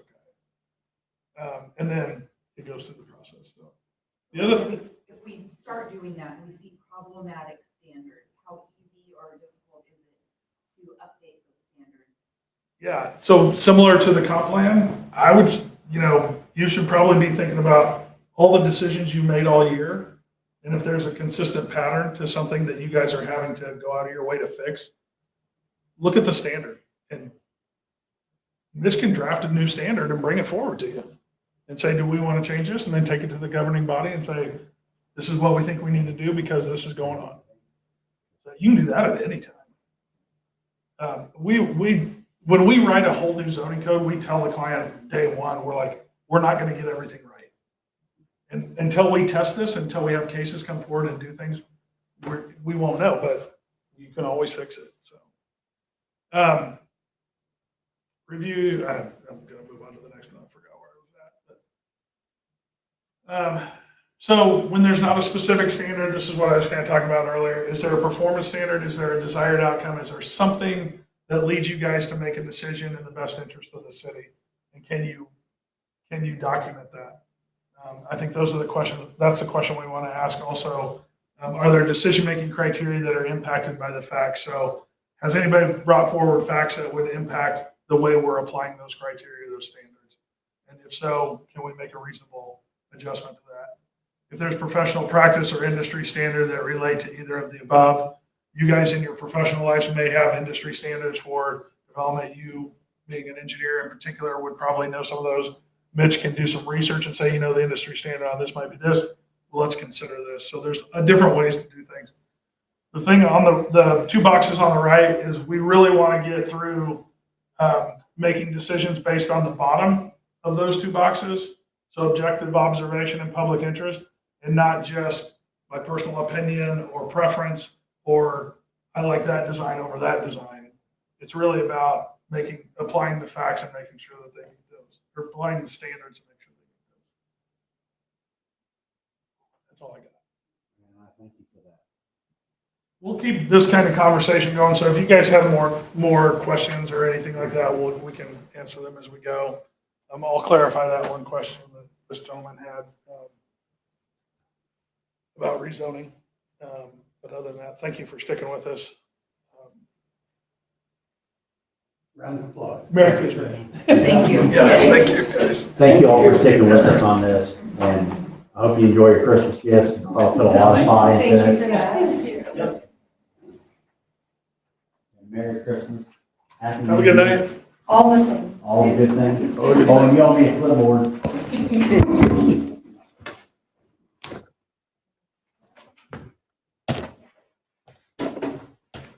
Thank you, Mitch.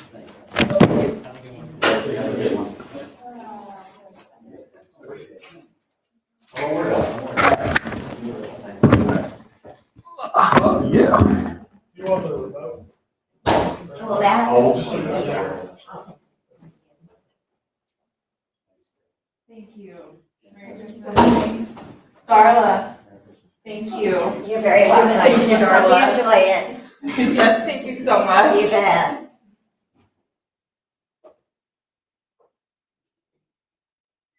Thank you so much. Merry Christmas. Merry Christmas to you too. You guys will want these signing sheets, I'm assuming. Yes. There you go.